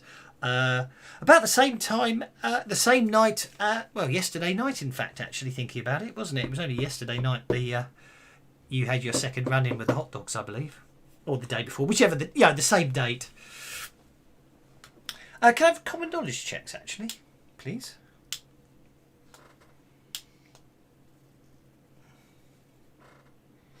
Is that everybody, yeah? Yeah, everybody. It's fine. Donahue definitely keeps his ear to the ground when it comes to local street knowledge. Streetwise count? Streetwise will be contacting third parties. I will say it would help if you've got Streetwise Edge. Then we'll give it a +1 bonus on that. So, In which case, that's a 12. yeah, which gives you a couple of raises. So, what Merlin, Aki, Beulah. You all know that the following day after that X came out, those people found the place shut up with the blinds down, and it hasn't opened for business since the couple of days ago when it went from the date of the X stamp. This is the nearest two that you know about. Pal, you've heard a bit more that basically no one's been able to find the owner. And Donahue, with your underground contacts, you understand that those that did actually sort of, because obviously there's no police investigations in this area, but those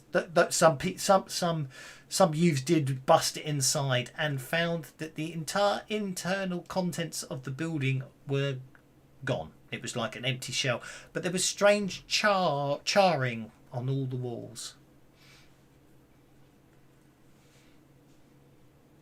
So the owners are dead, and the place has been arsoned? No, not so much arsoned. It's a strange type of charring. There's no sign of fire or anything, and all content seems to be gone. It's just basically an empty shell of a building. No machinery, no nothing at all. Not even rats. The experts, is it? I copied the owners into a separate file. Mm-hmm. That was the nearest X, yes. Okay. And if you remember, at the same day that X happened, you discovered an interesting beeping object, didn't you, in your basement that had been delivered? Bomb, yeah.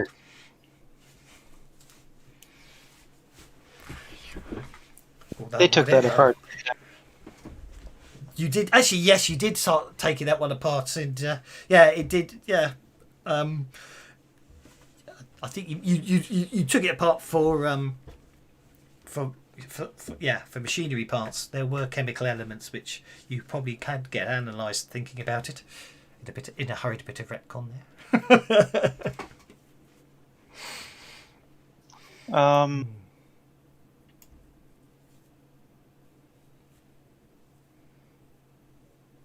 Okay, so they killed anyone who would not negotiate or sell out.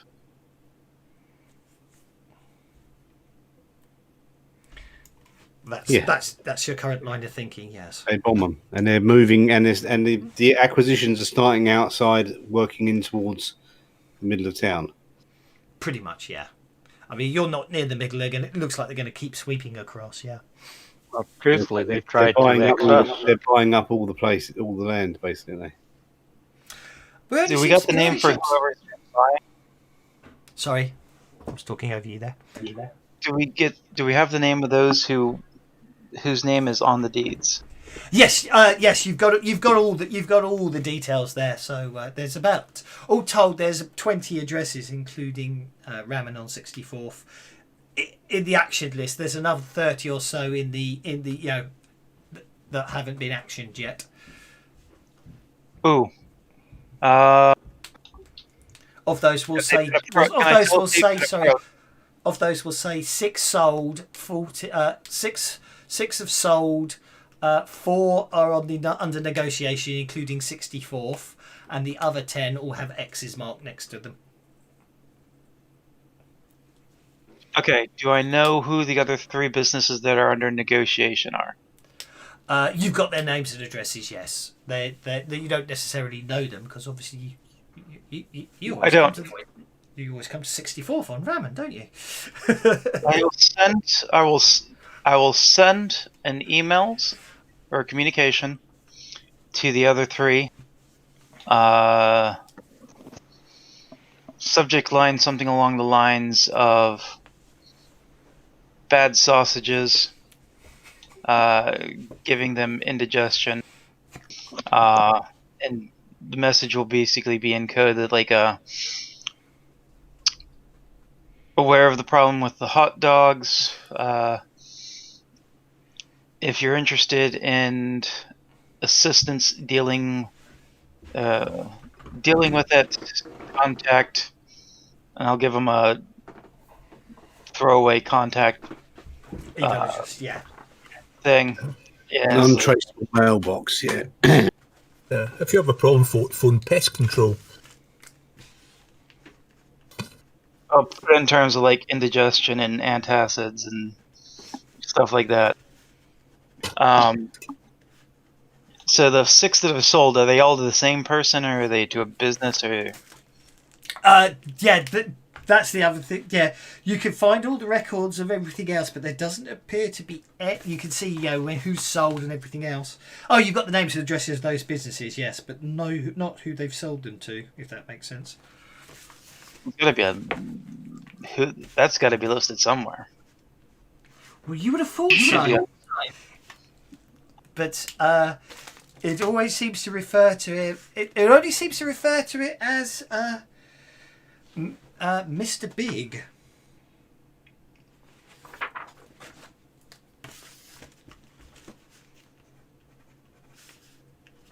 And that's the signature on him is like, B. Sorry. And that's the signature on the dog on the transfers is just like Mr. B. All of those just seem to be electronic electronically signed businesses. The big dog. Yeah. Or the top dog, maybe. Who knows? Or the big dog, as you say.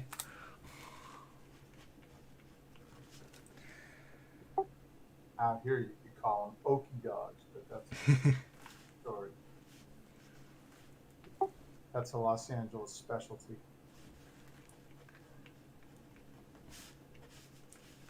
All right, so we know we're looking for a Mr. Big, which is obviously an alien. I messaged the 3 other businesses that are currently resisting. Yep. I guess about the only thing.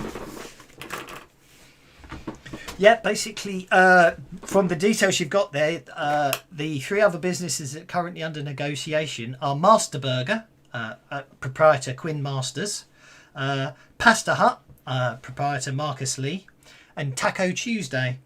But you don't actually have the full name details there. You just got a JJ. Sorry, what was the second one?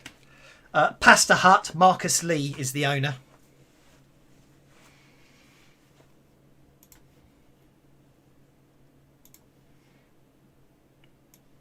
And the Master Burger was Quinn Masters.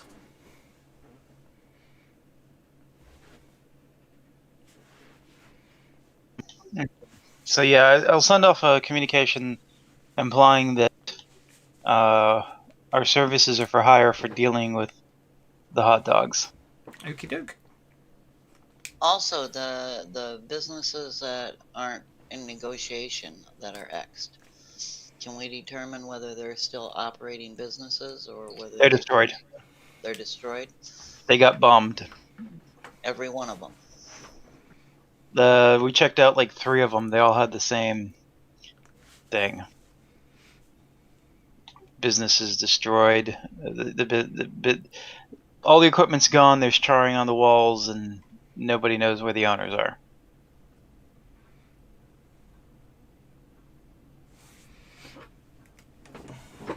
I know what I plan to do about those 10 destroyed businesses, but that'd be more of a downtime thing, I think. And the only other thing I can think of would be to do some networking to find out about this Mr. Big and his ties to the Eagle Claws.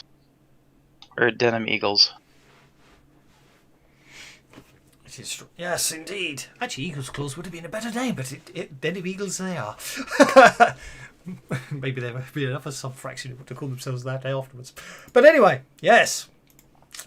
So, hopefully lots to go on. Definitely seems to be the world of selling hot dogs seems to be quite a dark and dangerous place after all. Should we go and go to that place then, where it's all started?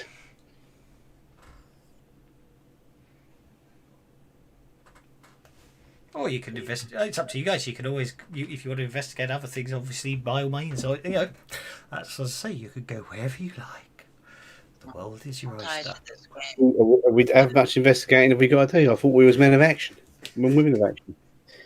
Waif is all for going and confronting the gang to see if we can shake loose any further information from them. Before they start, let's find out why they're taking over. What's happened? Can we? Okay, well, we're talking about action, but I was sort of saying, what can we see? What's happened to the ones they did buy out? They've just been turned into burger bars, have they, or hot dog bars? Oh, you could look one of those up. Yeah, go for it. Let's have a look. Okay. I thought they were getting. They had signs saying whatever hot dog coming here soon. Yeah, that's yes. Coming soon. Yeah, but nothing else other than that. No, that's what you saw when you found them. Yeah, there were signs outside saying coming soon. Yes. And all the ones since we've hacked their computer now, we've got a bit more information. Is there any that have actually opened up? Not that you can see. If you wanted to check out the nearest one, then you could always head out to. We should maybe go into one. Go into the oldest one. Actually, since they are moving into where we are, the nearest ones may not be open yet. But we actually need to go to one of the first ones. Yeah, go to the first one. That's a good call. They acquired. Okay, one of the first ones they acquired. You find the proprietor's name is Frank Valentino, and it's a business that was what was called the Ricotta House. Oh, jeez.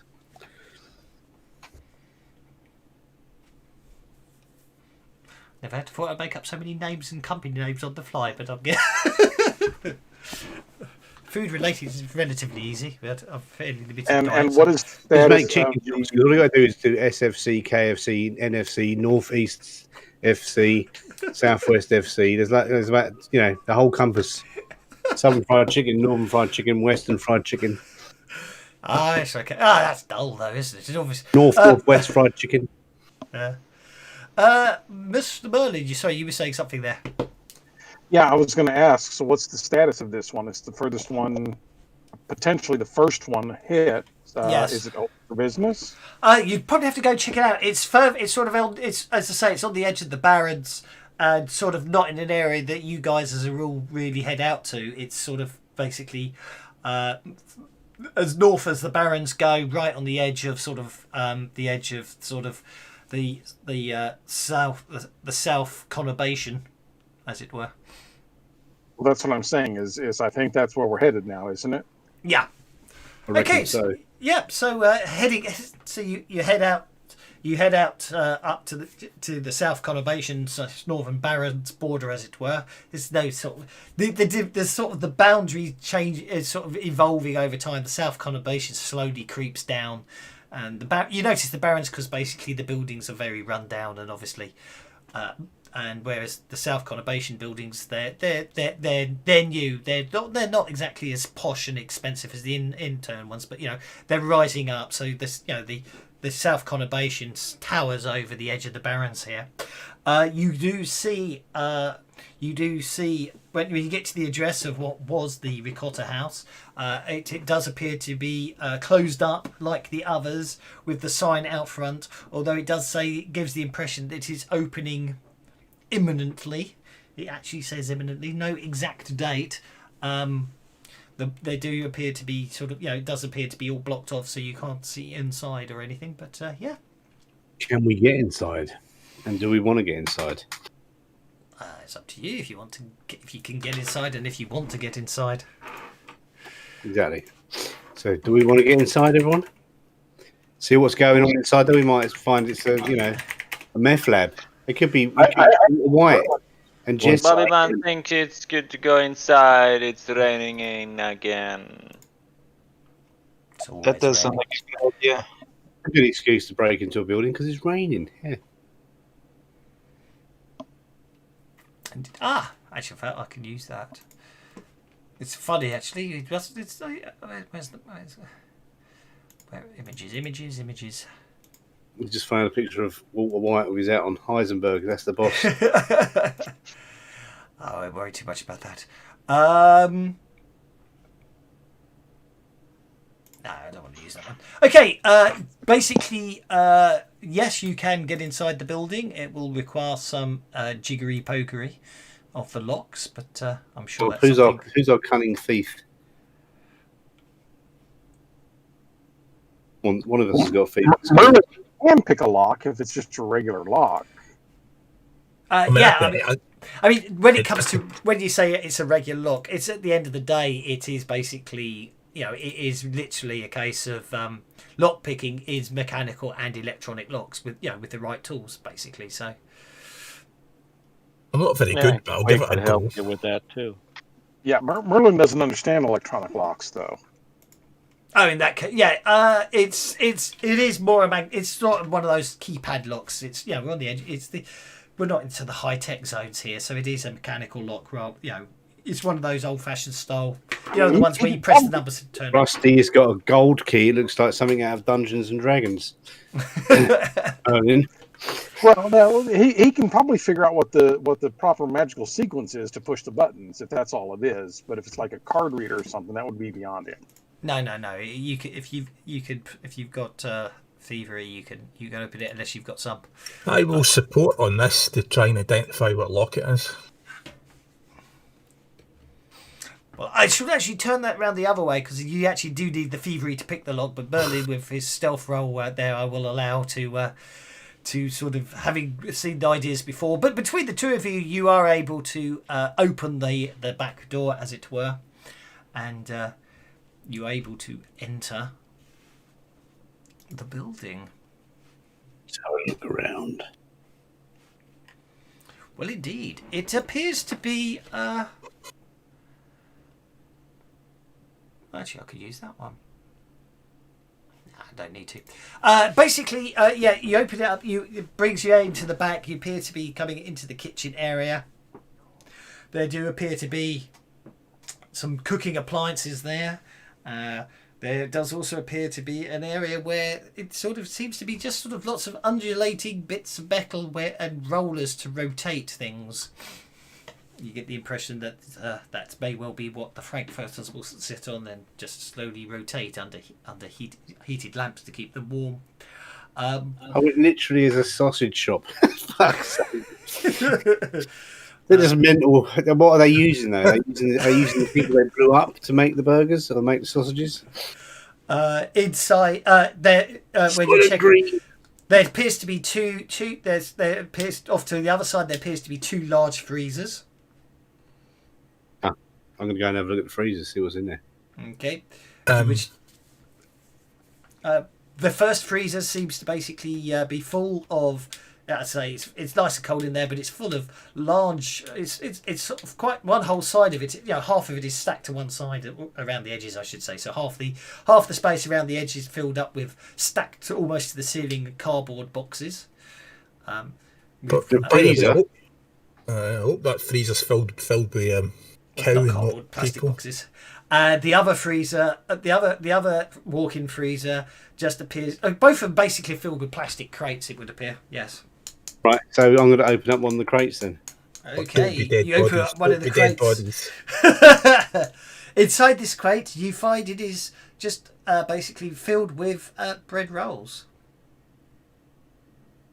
And is that the same? Is it the same in both freezers? Maybe one's bread and the other one's meat. The other freezer appears to be hundreds, and I do mean a ridiculous amount of sausages. Yes. Okay. I thought I was a wee bit scared we were going to have a Soylent Green moment now. Yeah, that's what I was thinking. Maybe that's what they're doing. Maybe they're killing people and using their bodies. Where are they getting all these sausages from? Apparently, they're coming from a place called Mangrove Farm, which is an interesting Mangrove Farm sausages. So, do we want to go Mangrove Farm first, or do we want to just go straight for the head?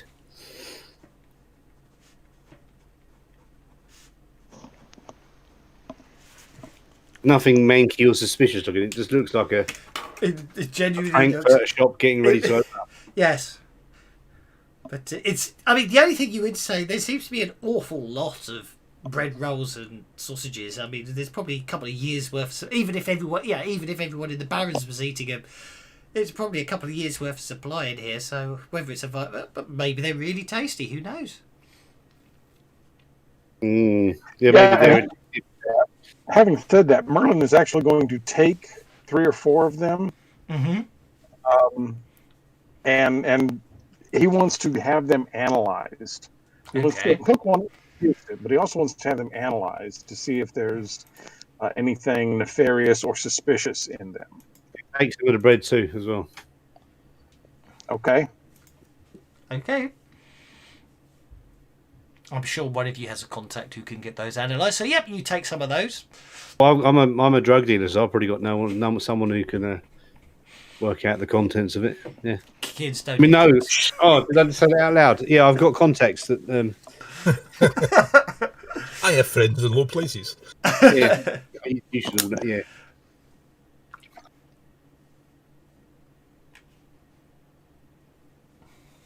Don't want to blow it up yet, but let's find out what it is.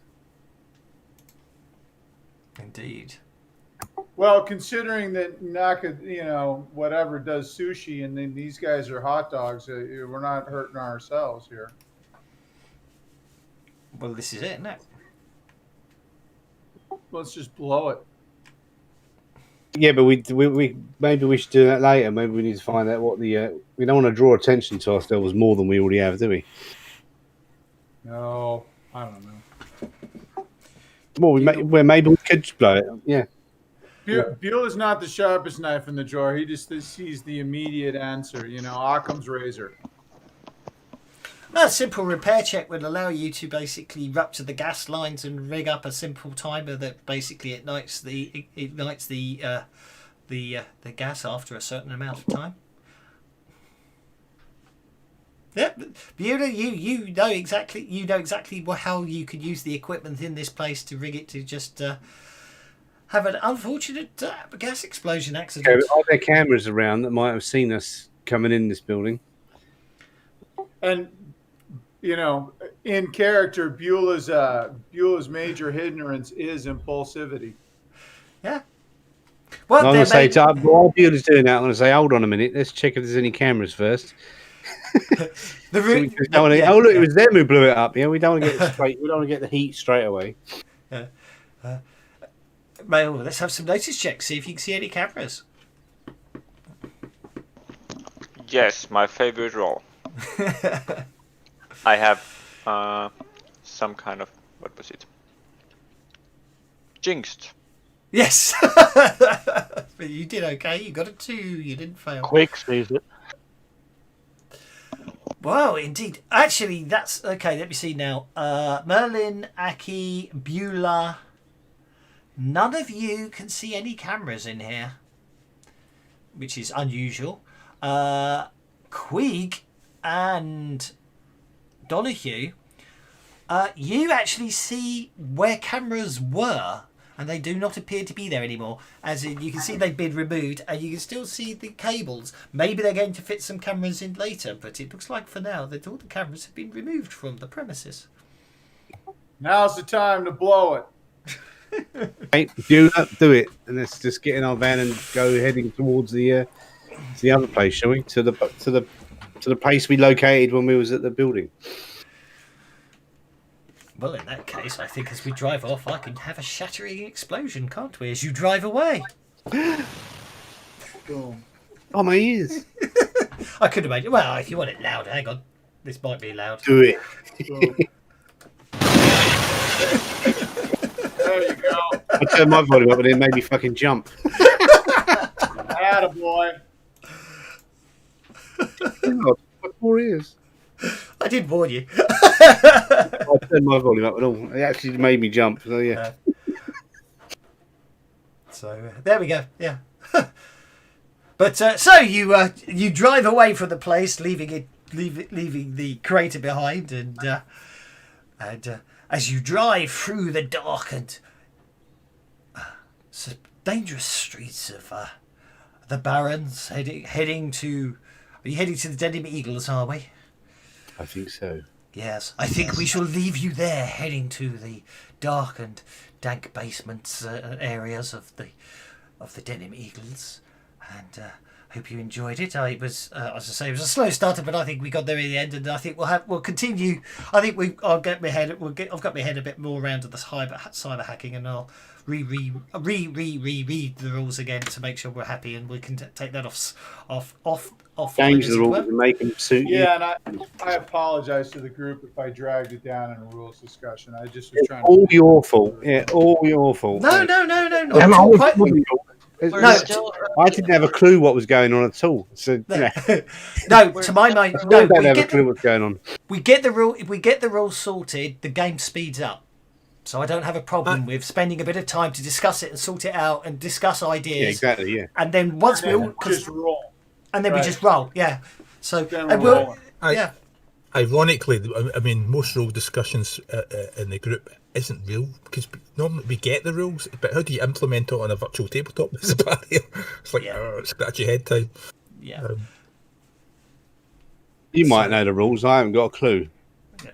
Well, no, but I think if, as I say, those that want to those that want to sort of help with a framework, so we could just literally, so we all know what we're doing. We just say, right, you're doing this, bang, bang, bang, so we get it nice and fast. Because I want the hacking guys to actually really be able to feel like they're doing stuff and making a difference. But at the same time, I don't want to drag it down while we spend. Because do you know what I mean? I understand there are certain other systems out there where everyone sits around while the hackers do their thing, if that makes sense. I want the idea that you guys can. I want the hacking to be as fast as non-hacking and vice versa, if that makes sense. I think that went pretty well, didn't it? We was doing combat at the same time as we was hacking, so that work. I think that worked pretty well. Then you run into this dramatic task. Do you know? Ironically, I'm looking at it now, and theoretically, it is just as fast. I think it is. I think it is. It's just got it weighed off. Yeah, I think what we need. I think I need to what to do is not worry about so much about the actual ins and outs, and come. Well, I'll just have a nice little cheat sheet, and then we could just say, "You're doing this right. It's this," and we'll know that a cheat sheet is you want to do this. It's this. It's as in the two skills. We know it's all we need is to do this. What the utility is, or what the skill is if you haven't got the utility, and that's all we need. I'll tell you what. I'll put a system up on the wiki. Yeah. You can hack it to. And it seems to be that it's basically to get in. You're either sneaking past, deceiving it, or maybe attacking it. Yeah, it's a. Think of it as a dungeon room, and there's a guard sitting in front of you, and you can either sneak past them, you can kill them, or you can show them a fake ID. Yes, exactly, and I think that's it. Right. I think what the thing is I'm just having to reread it and understand it. I'm making it more complicated than it is. It's quite straightforward. Yeah. It is. There are specific skills to do specific actions, or if you have a utility, you could just use hacking. And once you understand that, it's very straightforward. Well, no, you can't use the skill at all unless you've got the node. So you can't use the skill at all unless you've got the application loaded. You can't use the skill. That's what I need to check. That's what I'll need to check. So what you do? So you've got so many RAM slots. The RAM slots is how many applications you've got running at one time. Yeah. And an action, you can pull it for an action. You can pull an item out of RAM slot into your load. You then load something back up into the same RAM slot, but that's an action. Yeah, and certain decks can load programs simultaneously, so they can have a stealth mode and move to combat mode. And then they can unload and load everything at the same time. A slow deck can only do it one at a time. Do you know what I mean? Yeah, but that gets interesting because, because the actual thing is a requirement, but that's when it starts getting interesting. So you've got two slots. Say you've got a stealth slot and a decryption slot. You want to attack something, you're going to have to unload decryption and then load the attack, but that's an action. I tell you why. Yeah, there are requirements. That was what I was getting confused up on. Yep, that's fine. Yep. Yeah, you actually do need to have the utility to perform certain things. Not all of them, though. Yes, and that's why you buy a more expensive deck, because decks can unload and load RAM slots, multiple of them as a single action. All right. Yeah, I do. Yeah, so we do. Yeah, I will get my head around it, and I do need to plan. What I do need to do, I've realised, is I need to come up. I need to have some generic ones, so when you go to hack something I'm not expecting. But in the meantime, I do have to work out some nice proper node systems for when you're going on hacks. But that's fine. I can work that one out. Anyway, thanks very much, guys, and we'll see you. Well, next Sunday for Sprawlrunners, or Tuesday if you're playing the After with me, or Saturday week if you're playing a one-shot with me, or all three even. Take care, guys. Bye now. Yeah, mate. Thanks. Thanks. Thank you very much, everybody. That was a good game. Yeah, it was nice balance.